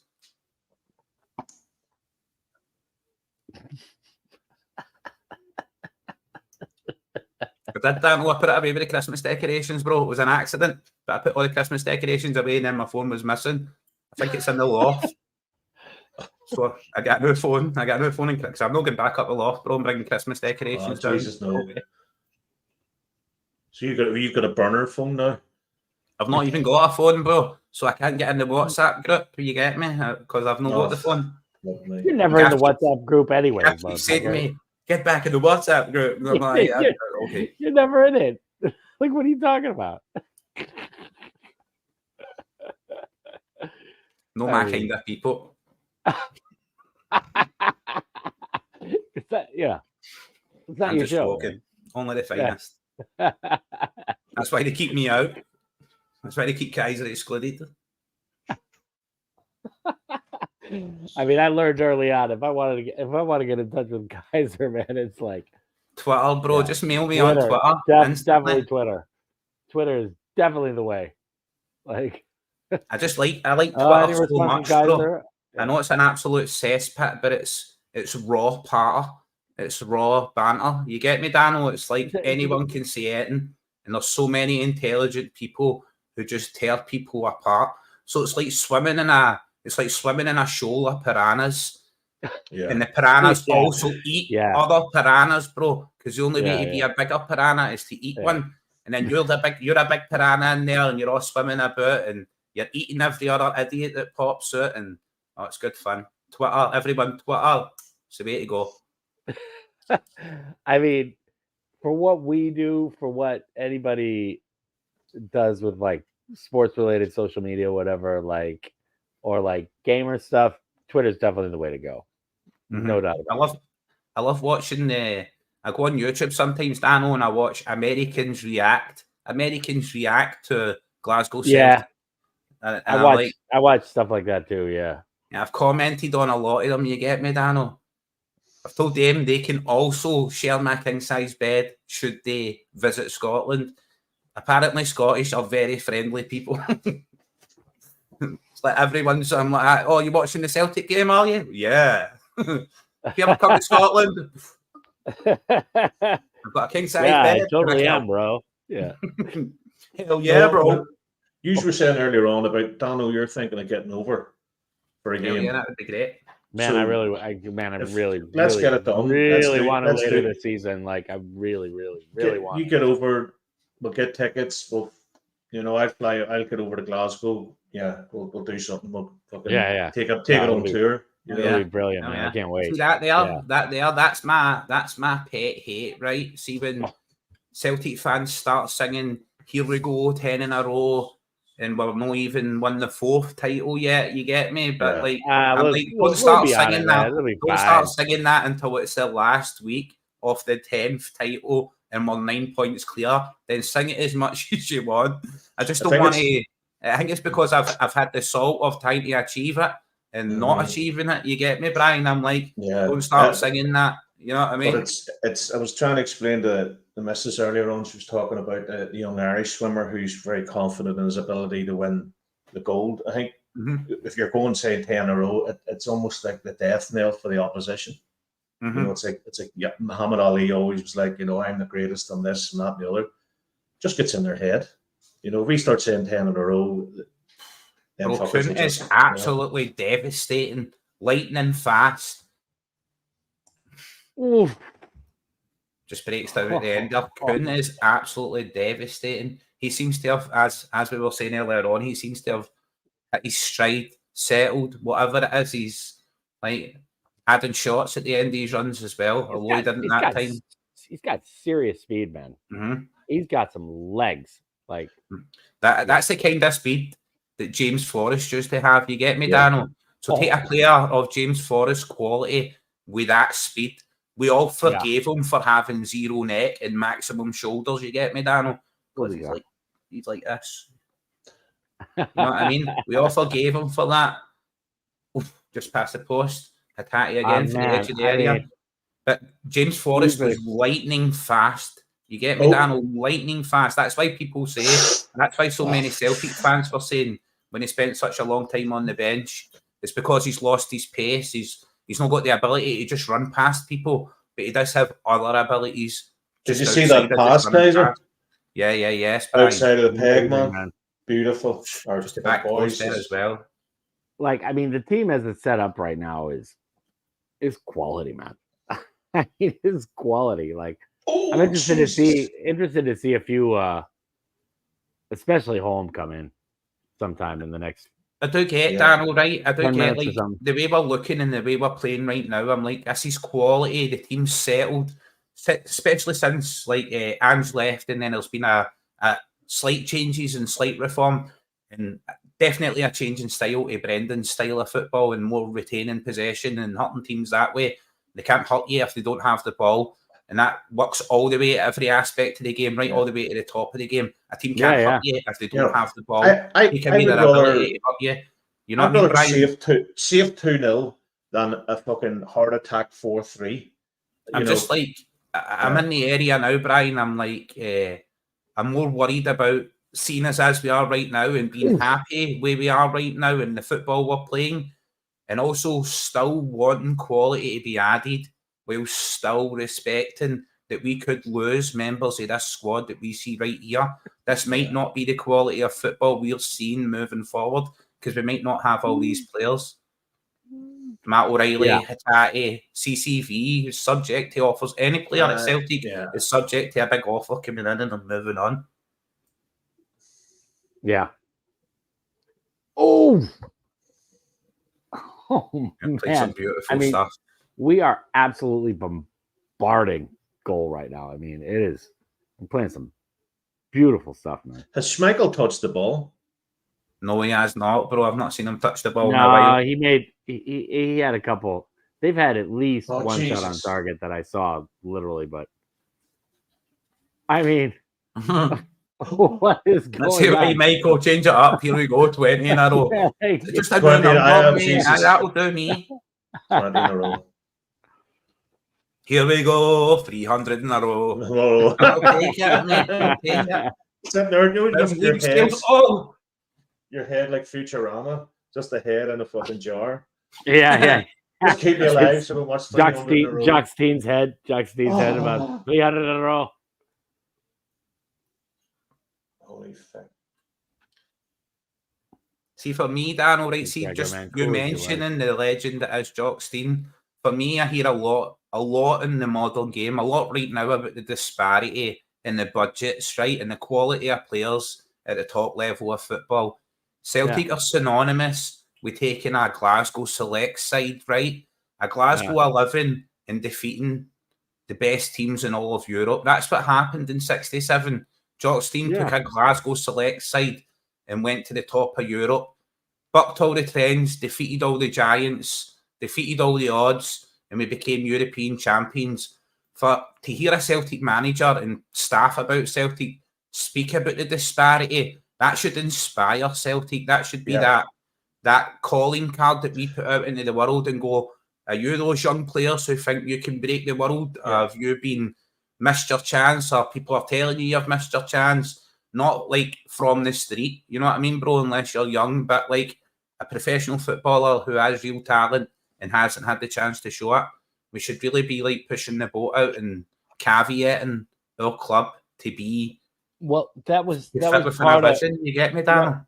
That was part of my whole point with kind of liking a few of the signings from last year. I mean, a lot of them haven't worked out, but like we kind of, I like getting 20, 21, 19, 22-year-olds, getting them so-called project players, kind of like Cameron Carter-Vickers when we signed him, kind of like Matt O'Reilly when we signed him, kind of like Hattati when we signed him. Give him a shot, get him in the right spot. The problem is we bought a bunch of players we didn't need last year, but I do like this potential Ajax model. Oh man, Kuhn, I just think, baby. Right? I just think, Daniel, right? The recruitment squad responsible for bringing in players who last year we were frowning at, right? Yang, Kwon, O, Kuhn, right? Yeah. The players are now started. The worm has turned, and that recruitment squad has been sacked and told where to go. And players like Matt O'Reilly coming in for 1.4 million and maybe going for close to 40 million. That sounds like a successful recruitment team to me. But like we were not getting that instant impact. Oh, there you go. There you go. Yeah, Kuhn, man. Which I think I'm half an hour behind. That is, even though it's a deflection, that's lovely. I mean, he's deserved getting paid back for his form today, man. He's been playing really well. I've got what was that? That was for a FIFA game. I remember that. That was for the Brazilian World Cup. Remember the Brazilian players with Daddy V dance? Oh Jesus! I'm looking at that. By the way, wasn't that by the way, must have had a kid. By the way, before he potentially comes on, my friend here, guy from Leeds, who I did a lot of radio with, and he's a musician here. Huge football head. We go to all the Guangzhou FC games together. Is he coming into the chat, Dano? Is he coming into I hope he joins us for a drink along sometime. But he goes, we signed Odin Thiago home, and he says, doesn't that just remind you of a player that you signed on like Football Manager or something, like a made up player once you're like 10 years into your career? Well, his name is Odin Home. But he added the Thiago, he changed his name, bro, and he added the Thiago himself. You know what I mean? Well, yeah, I mean, he tried to, he's trying to. I just think he's trying to Celtic, add a little Spanish flair. I think for Celtic to sign Odin Thiago home, who was named as one of the top 21 European Golden Boys. You get me, Daniel, for future prospects. He was named in a list of the Golden Prospects, the Golden Boys of European football. Odin Thiago home was on the list. Okay, right, he may not have developed the way he was projected, and he may not have continued to be on the list, but he was on the list at one point. You know what I mean, Dano? And for Celtic to bring him in and maybe allow him to achieve his potential. That's like a golden boy of European football. That's unearthing a diamond. You know what I mean? That's what Brendan Rodgers is good at. That kid's a good player, man. We just have too many central midfielders potentially, but man, I could see him playing a pretty big role this year, even if we keep everybody, which is somewhat doubtful. But there's two things, Daniel. There's two things that I like about holding Thiago home, right, bro? Number one, right, while it was devastating, I liked the red card that he got in the Champions League, right? Yeah. Because as a young player, it's a massive learning experience for him. Yep. And what it encompasses at Celtic, right? Also, like the celebrations at the end of the season, how he felt he never contributed enough to pick the trophy up and celebrate. It wasn't like a mark of disrespect, being resentful towards the club. He just personally felt that he didn't contribute enough to sharing the glory of players who had achieved the league title. You get me, Daniel? He hadn't played enough. Yeah. So that kind of like marked him out for me. Those two attributes, right? The learning curve for getting a red card for his temper boiling over maybe in the Champions League and being rash. And also the way that he refused to join the celebrations and lift the league trophy at the end of last season. Some people could see them as very much negatives, but like thinking where he's coming from, Daniel, what he wants to achieve, how Brendan's mentioned him. You know what I mean? Yeah, I just seen a replay of this wee booty shake that was going on here. I think do you know Kyogo's wearing a yellow mouth guard, and they are not the most yellow teeth I've ever seen in my life. Being a resident of Ibrox, I've seen teeth that are more yellow than that, bro. Gingivitis. I mean, if I'm being honest, you know, most people in America can't afford the dental shit either, man. Like everybody in America is like, everyone in the UK has fucked up teeth. I'm like, man, have you been walking around looking at everybody? Everyone in America has no teeth, bro. That's why they're in slack in the UK. Everybody in America has zero teeth and zero mental health. Here, Kaiser. Either. Yes, that's like that Frankie Boyle joke. He says the reason why Jeremy Corbyn wasn't popular in Scotland because they couldn't trust an old man with his own teeth. Exactly, bro. Exactly. Oh, Jesus. What age are you? 26? What you doing with a full set of teeth? I know. Fuck, yeah. Let's just say I don't eat steak anymore, you know. It happens, brother. Time happens to everyone. I lost two of mine, Brian Younger, with fighting when I was a young guy. Yeah. So like I lost a couple of essential ones round the side of either cheek as well for chewing when I was younger. So and I don't like rare steak or medium steak. It needs to be. I'm the same. Bumped beyond. Dude, you know I can't eat it. See if I eat something but there's a bit of blood in it. See what that's good night, Irene. Same for me, Brian. I just don't have that.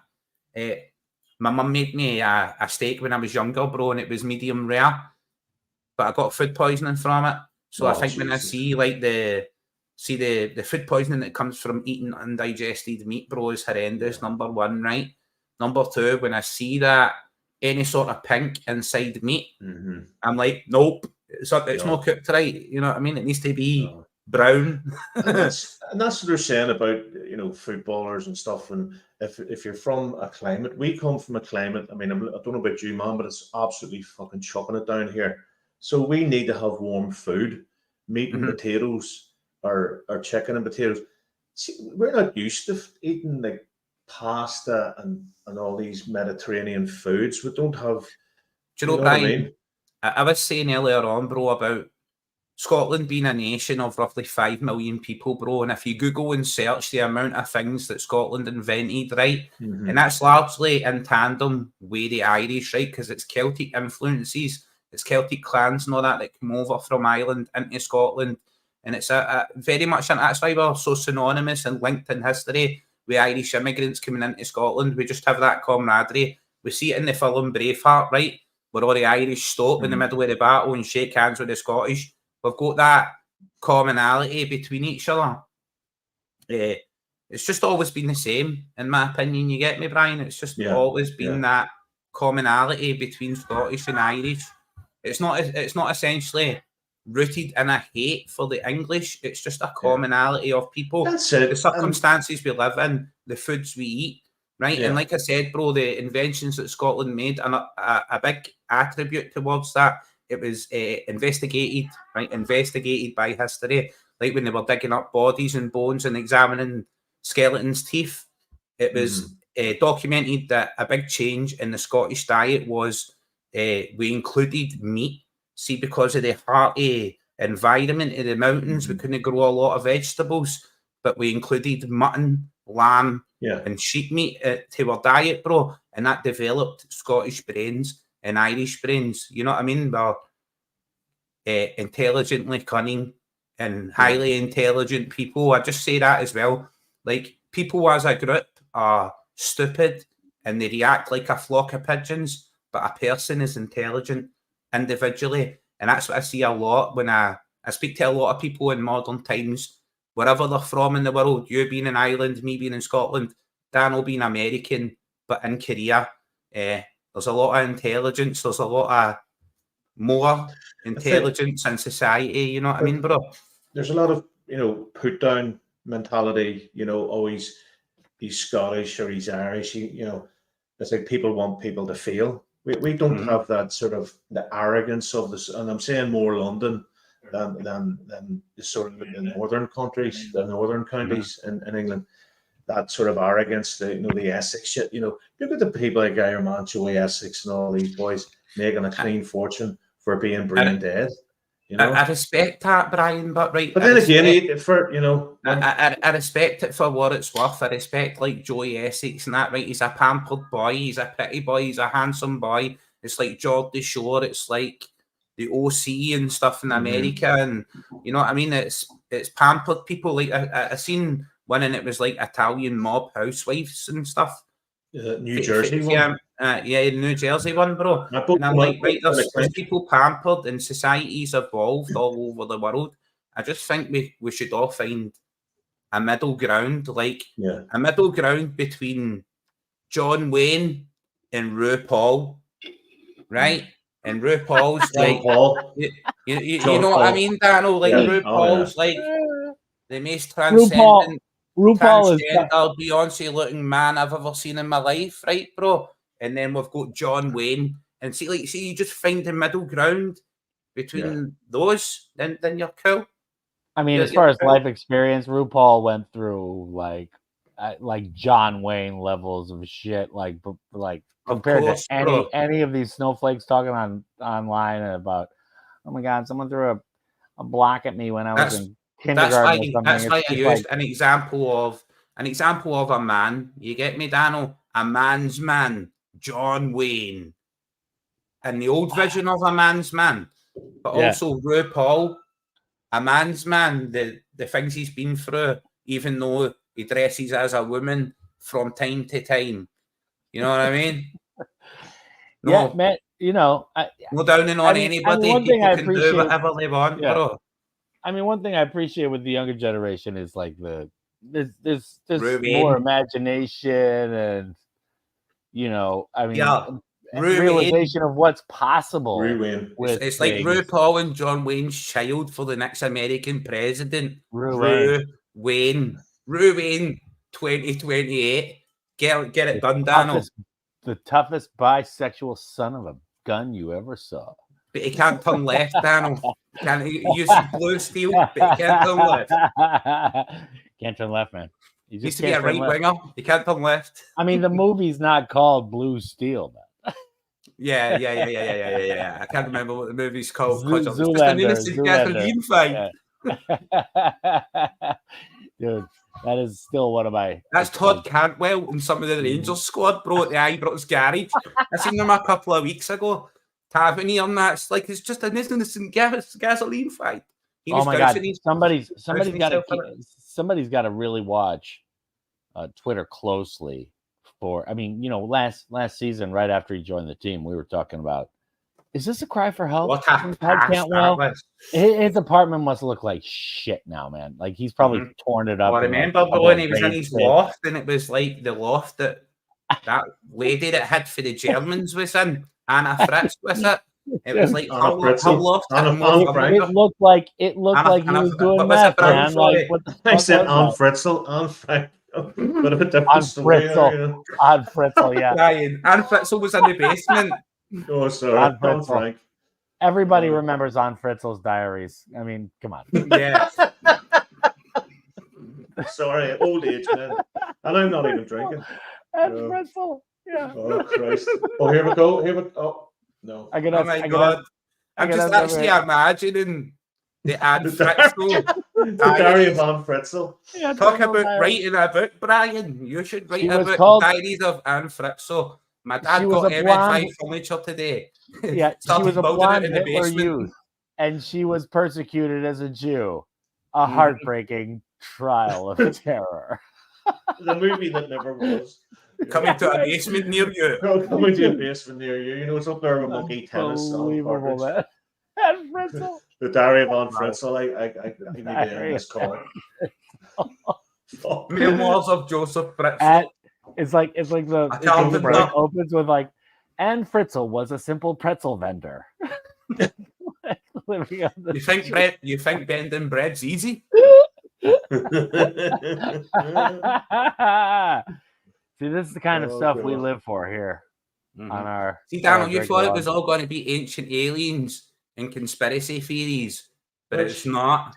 It's Anne Fritzl, and instead of being like, she's in a basement.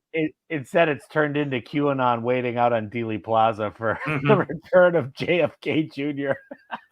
We've got Ruane, we've got RuPaul and Anne Fritzl. Yeah, Anne Fritzl. Yeah. They're all reading the diary of Anne Fritzl, waiting for JFK Jr. to reappear on Ruane is now reading the diary of Anne Fritzl. He's the most woke man you've ever seen in your life. He's actually plaiting the bum hair a transgender bi-curious donkeys. Bi-curious donkeys.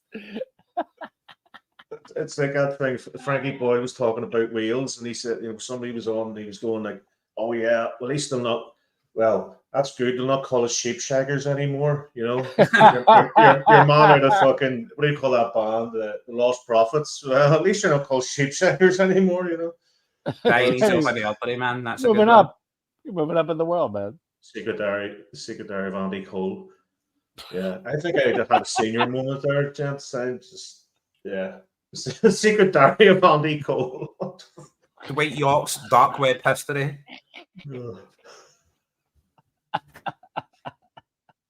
Oh God, love my dad. If father would have made some mistakes, he would have called. Those people were like, just like I know that Dwight York through Katie Price and that Jordan through her and her son Harvey, like a lot of negative press for Dwight York. But I remember like when York and Cole were like that partner duo up front for Man United, and like they were unstoppable. And still, I remember that to this day and think, where is the classic 4-4-2? Where is the two strikers who play in tandem with each other, feeding off each other? You know what I mean? Where is that? Will we ever see that again, Brian? Or does the modern game and modern tactics just don't? I doesn't apply. Love that. I love the 4-4-2, but I don't think we'll see it again. But then it's something else. Things change, and it's like you need to force the change, Brian. No one knows how a 4-4-2 would affect. Played correctly against a pressing formation, or you know what I mean. You need to play it against that to develop it. That's sort of what I'm trying to say. I think that's amazing. Like, as long as football has existed as a sport, it's still developing. It's still changing year on year. Like back in the 80s when I watched the game, the men were men and the sheep were scared. But that's Brian. Do you know the pass back rule? That's why men were men and sheep were sheep. Remember men, the sheep were scared, Brian. Jeremy Huntley. But that's what they said about Liverpool. Liverpool were dominating teams, and then they got rid of the pass back rule. And then they had that. Then you look at the goalkeeper now. And it was Arsenal win it, Brian, with the offside rule. 1-0 to the Arsenal. You The know? classic offside rule at Arsenal when they would step out and raise the arm and everyone was offside. Who's buried in Grant's tomb? Yeah. Is that Gav? No, Who wrote Anne Frank's diary? yeah, I somebody. don't know, Yeah, bro. I think the clue might Anne be in the Frank's- title. Who's the snitch wrote? Who wrote Anne Frank's diary? I was like, who's buried in Grant's tomb? Joseph Stalin.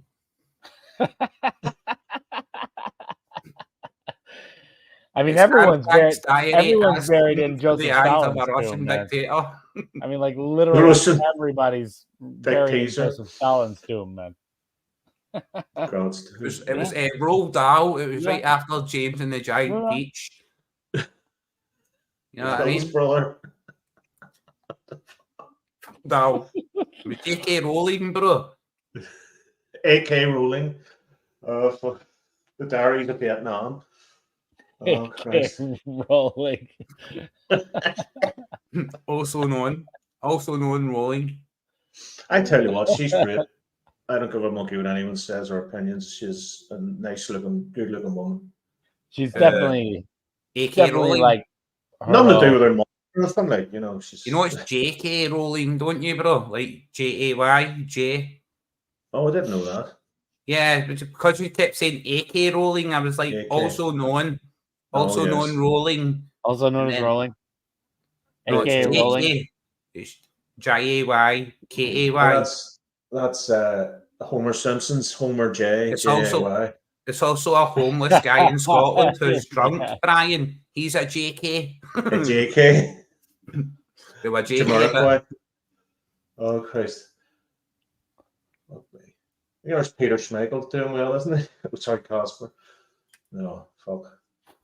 I haven't even been drinking. You know what I I mean? can't believe we've signed Peter Schmeichel, though. I mean, seriously. all right. God. Oh, sorry. Right, wait. Then is that you who wrote that, Daniel, or was that Gav? That was that- me. Is that very- Daniel with the spirit of Gav, or is that actual Gav? That was me. That was me. Gav is actually in a prison in Malaysia for smuggling blood diamonds. He get caught with like diamonds the size of a rapper's eyeball between his toes. A rapper's A eyeball. rapper's eyeball. Mhm, That's how big Unfucking his toes are, bro. That's how big Gav's toes are. See that scene in Jurassic Park where the raptor comes in and it taps its toe on the floor? That's what Gav's toenails are like. A rapper's eyeball. A velociraptor. Yeah, Velociraptor, bro. Oh, You can see in the fuck. dark. I thought you were talking about rapper West Side. You know what I mean? Like a No, fuck a rapper's eyeball. raptor. Oh, geez. Yeah. That's what I heard. I was too. thinking. I Sorry, was thinking. that's my Scottish. Sorry, that's the Scottish. Dr. Cube and Ice Stray. Fucking Mhm. rapper's eyeball. Diamond Rapper's the size eyeball. of a Well, have you rapper's seen eyeball. Have you seen the Irish rappers, Daniel? And Irish rap battles? Oh, bro. No, I'm not being Is trolling. that the You need to- kneecappers? Is it?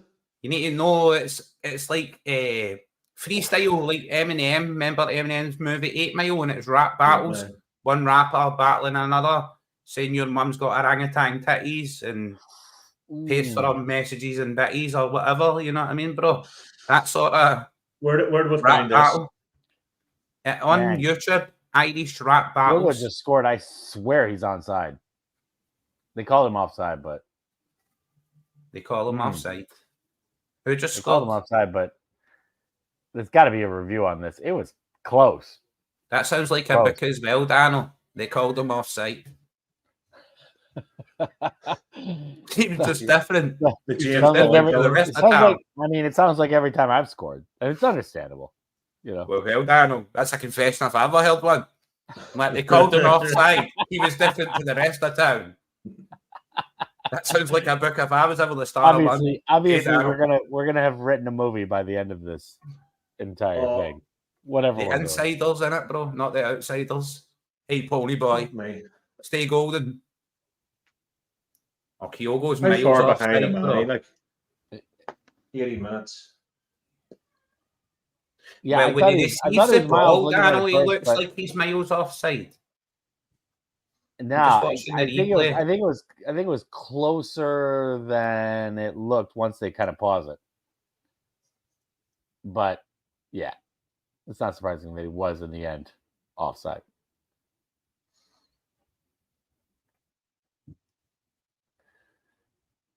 CCV, the back line, looking good so far. As I say, Brian, see that gum shield that Kyogo wears? Those are not the most yellow teeth that I've even seen today, bro. You know what I mean? I went for bread and that this morning here in Ibrox. Jesus. There were some Liam Scales, look him dispossessing the tackles. You're not even conceding a corner, bro. He's a man's man, is Liam Scales. I'm going to get a Liam Scales tattoo, bro. Dude. Home. See if Celtic win the league, right, Brian? I'll get a Liam Scales tattoo. Okay. And you know, I've got a football stadium haircut. I'll get a Liam Scales tattoo. I'll get him right here, bro. I'll get him beside Bob, right? Oh, Bob, lovely. We'll have Bob Marley, and then we'll have Liam Scales. These wee ginger beard and stuff. We'll get the ginger beard put in. You know what I mean, mate? If you're gonna get a Scales tattoo, make it like we'll get him dragon scales, Dano. We'll get really askance, like a bad state of this, Dano. That's offside. You know, like did you see that? Here, did anyone see the thing? Sorry, Brian. Did you see that offside decision there? It's actually got Kyogo's arm. Yeah. And it's got a red line painted on it. I'm like, it says you can't play the ball with your arm. How can his arm be offside? Or here comes Odin, D'Altagnan, Thiago home. That's what I'm just at right now, bro. He's just come on. There's a nice wee embrace, Brendan and Hatate. Home, it's like a new signing. There we go. First of the season. Home with an amazing backheel pass just now. Brian, I do think like Rio Hatate came out of like the college football system or the college soccer system in Japan. So he never started as a professional player until he was like 21. This is like his 4th year as a pro. What, you know what I mean? No, Hatate. Sorry, Dano. If I say Kyogo, very sorry. Hatate. So like Brendan actually thinking of Hatate starting as a left back in Japan, the interest from Celtic and Ange Postecoglou being brought in and playing in midfield, adapting to being a midfielder, and then Brendan actually putting his hand on his shoulder and saying to him, these are the key elements of your game that you need to develop to be better. And then he's developed those elements and he's now looking better. You get me, Dano? So he actually sees the value in Brendan's advice. That's why they're always embracing. It's like Hatate's got that quiet Japanese respect. You know what I mean? He doubts himself. He you know, when he got injured. Remember who's this snatch? Who's this snatch? Nobody's gluing you here, bro. You take your undersized PP and your freestyling meat sack and you take it on the road, bro. Anytime you want. I'm only joking, bro. We need the views. You better smash like, and subscribe. And if you've not subscribed, subscribe. Smash it. Actually, like full force punch your like button and then ring the bell. Christ alive. Oh, Palma seems like he got injured, eh? I would love to get to these stages. You get me, Brian and Daniel, where we're actually talking about the game and commentary style while you're interacting. But it just kind of seems that us three interact while watching the game, and other people out there are also watching the game. You know what I mean? Right. And listening in. So I would recommend, number one, a Bluetooth headset, right? And put us on your mobile phone on YouTube and listen in while watching the game. We will be 5 minutes behind. I mean, you cannot get top-notch analysis minute by minute like this anywhere. Let's just talk about this top-notch analysis. Descriptive capacity. Like Matt O'Reilly's walked over the ball twice, and then he flicked it with the outside of his boot. Take Kyogo. Oh, geez. Oh, Kyogo just like sort of donkey punched the keeper. Donkey punch? Or the keeper donkey punched him. Fuck me. Yeah, Kyogo fainted in his arms, bro. Like Whitney Houston. In the bath. No, in the bath, bro. In the bodyguard. I see how you got confused. The bodyguard, right. The bodyguard. When Kevin Costner picks her up, bro. That's the way Kyogo looked there. Look. Oh, Christ. Just died in your arms tonight. You actually get a serious kick to the inside of the leg, bro. If you look at that replay. Boom. The keeper goes straight through him. Fucking hell, that's a penalty. It seems like penalty, bro.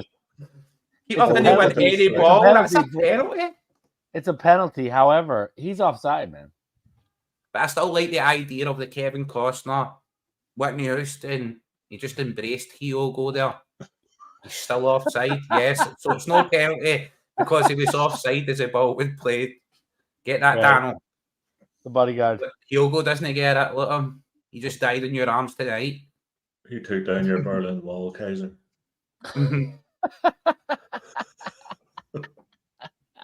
The Hoff. David Hasselhoff, bro. I've been looking for freedom. David Hasselhoff took down my Berlin Wall. David Hasselhoff, the Knight Rider, was solely responsible for the deconstruction of the Berlin Wall. I don't care what political leaders were in charge. The Hoff is the man that made it happen. No, it was Kit. Okay, It wasn't Hasselhoff. It was the car. No, the car was involved. Now see, my dad, Daniel. My dad went missing. My dad went missing during the 1980s, and my mum told me he was on Kit. And I thought my dad was Knight Rider, bro, because his car was called Kit. But then later I found out Kit was a nickname for heroin in Glasgow, and that's what my dad was on. You know what I mean? And he wasn't fighting crime; he was actually in prison since the 1980s, bro. Well, that's fun. You know, I mean, he's having a good time. There's Gary McKay, Stephen. I do like the idea of the Hoff, even if he was crying at a fridge full of food on his floor. Have you ever looked up how unbelievably popular David Hasselhoff is in Germany, man? It's like, bro, that's what I'm saying. David Hasselhoff is solely responsible for the deconstruction of the Berlin Wall. He is. That's the song I was singing. I missed that one, brother. What was that? He sings that song. I've been looking for freedom. It's a David Hasselhoff song. Yeah, I'm not very good at that. Gav would be better. You put out like an album, maybe one or two.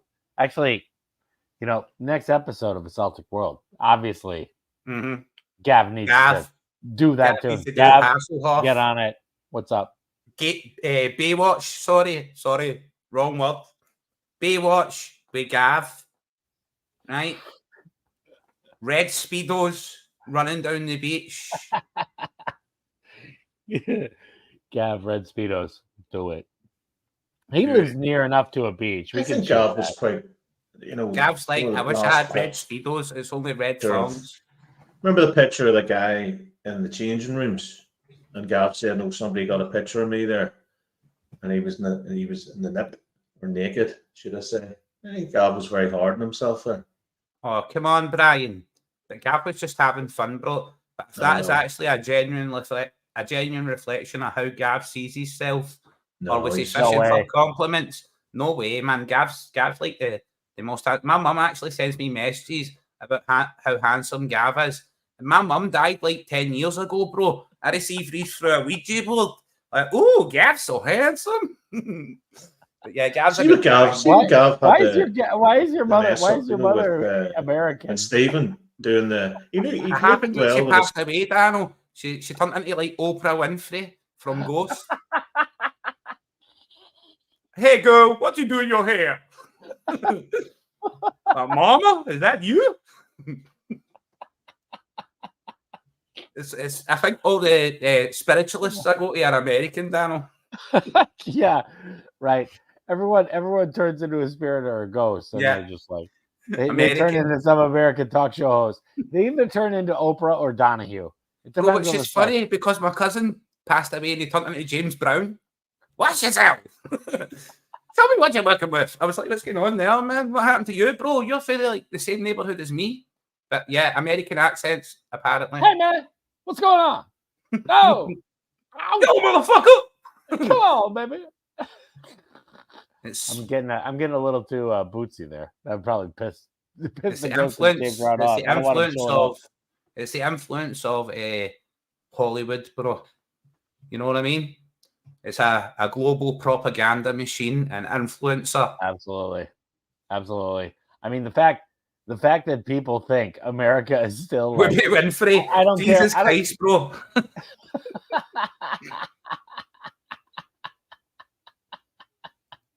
I knew that was going to throw you for a loop, man. I knew it. Just a mental image.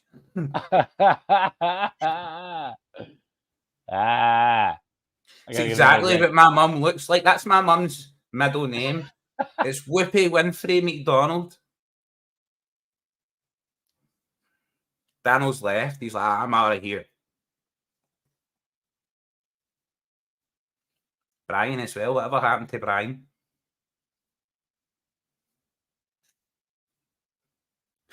The first man in car team to break out a barrel. Let's go, bro. Like the bobsleigh team. 3 guys were pushing. There was 1 guy in the front. They had to jump in when they got to the hill. Anybody who's been to barrel, they know. Up to the front gate, there's a hill. I'm not saying I've been there, like I've seen pictures, alright, I've never been. Daniel's left me. Get back here with the beers, Daniel. 3-0 to Celtic anyway, 91st minute, 5 minutes extra. We've done it, it's done. But it's over, Daniel. We've done it. I can't hear you, Daniel. Yeah, you must be muted. Yeah. Sorry, I've got to play that appetizing sound of a beer getting poured. Yeah, that's you need to play that. That's ASMR. Watch it along. Well, Daniel, you know what? I need silence. Yeah, I need to get in. I need to get into that market. Actually, I think I kind of have the voice for it. I could just read just kind of basic stories or something. I actually thought, Daniel, right, with you having in the news today, with you having radio experience and being American and being in Korea, like I did think you would have like that big American rock and roll Motown radio show, like Good Morning Vietnam. You get me, bro? That Robin Williams style. You would be the mainstay because people in that culture want to hear your culture. You get me, bro? Yeah. I just thought like instantly Dan was going to be massive in Korea. You know what I mean, bro? Where there's like 6 million farmers isn't massive in America. You know what I mean? Where there's still 6 million farmers, but it's America. You know what I mean? You're massive there. You're massive everywhere. But like I did think, bro, you were going to be like have an American radio show with playing American Bruce Springsteen and all that jazz. You get me, Dan? Yeah, right. Yeah. Oh, nice finish. Just playing John Mellencamp for the entire show. Conway Twitty, bro. Welcome to Conway Twitty. And refusing to call him John Mellencamp. A country hour or something. We only play John Cougar Mellencamp on this show. Thanks for the request, though. There we go. Ellie Bricky just weighed in with a 4-0, Daniel. Man, I know. I'm Ralston too. Unreal. Kyogo's nice effort. Could say the save for the keeper. He should put that out of the danger area, but he kind of deflects it right back into the danger area. But Ralston with a tight finish, a tight angle. Good finish. Man, I mean, yesterday couldn't have gone more perfectly and boring, and this game couldn't have gone better. Like, brilliant. Yeah, brilliant everything. I mean, and chat, everyone who's here in chat, thank you very much for being here. Thank you for coming in and watching along. I know we just packed up, but we just kind of try to bring this like we're in the pub with you and we're watching the game at the same time as you're watching the game. We can't show the game. We wish we could, and it could be like a live watch along reaction, but it's more a drink along and a chat along. But thank you very much for being here. Everybody who's been here, thank you. Make sure you're liking the video and sharing it if you can. And if you're not subscribed, smash subscribe. I don't know what happened to Brian.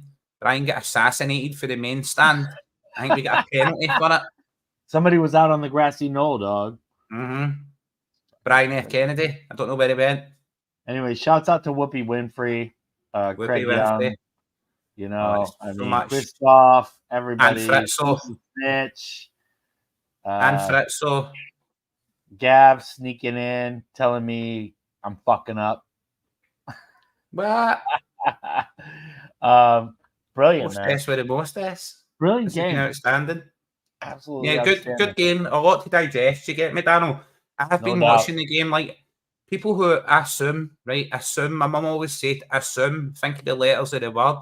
It's ass, you, making me. an ass out of you and me, yeah. Yeah, it makes an ass out of you before me. So I assume that people are listening along to the commentary and listening along to the game.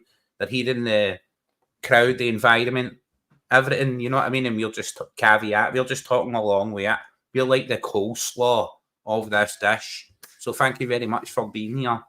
We're the slaw. Christoph, ale. The Celtic slaw. Man. Right, Daniel. Thank you all for being here, legends, right? I think we'll do the outro. Yeah. Hell yeah. All right. Whoop.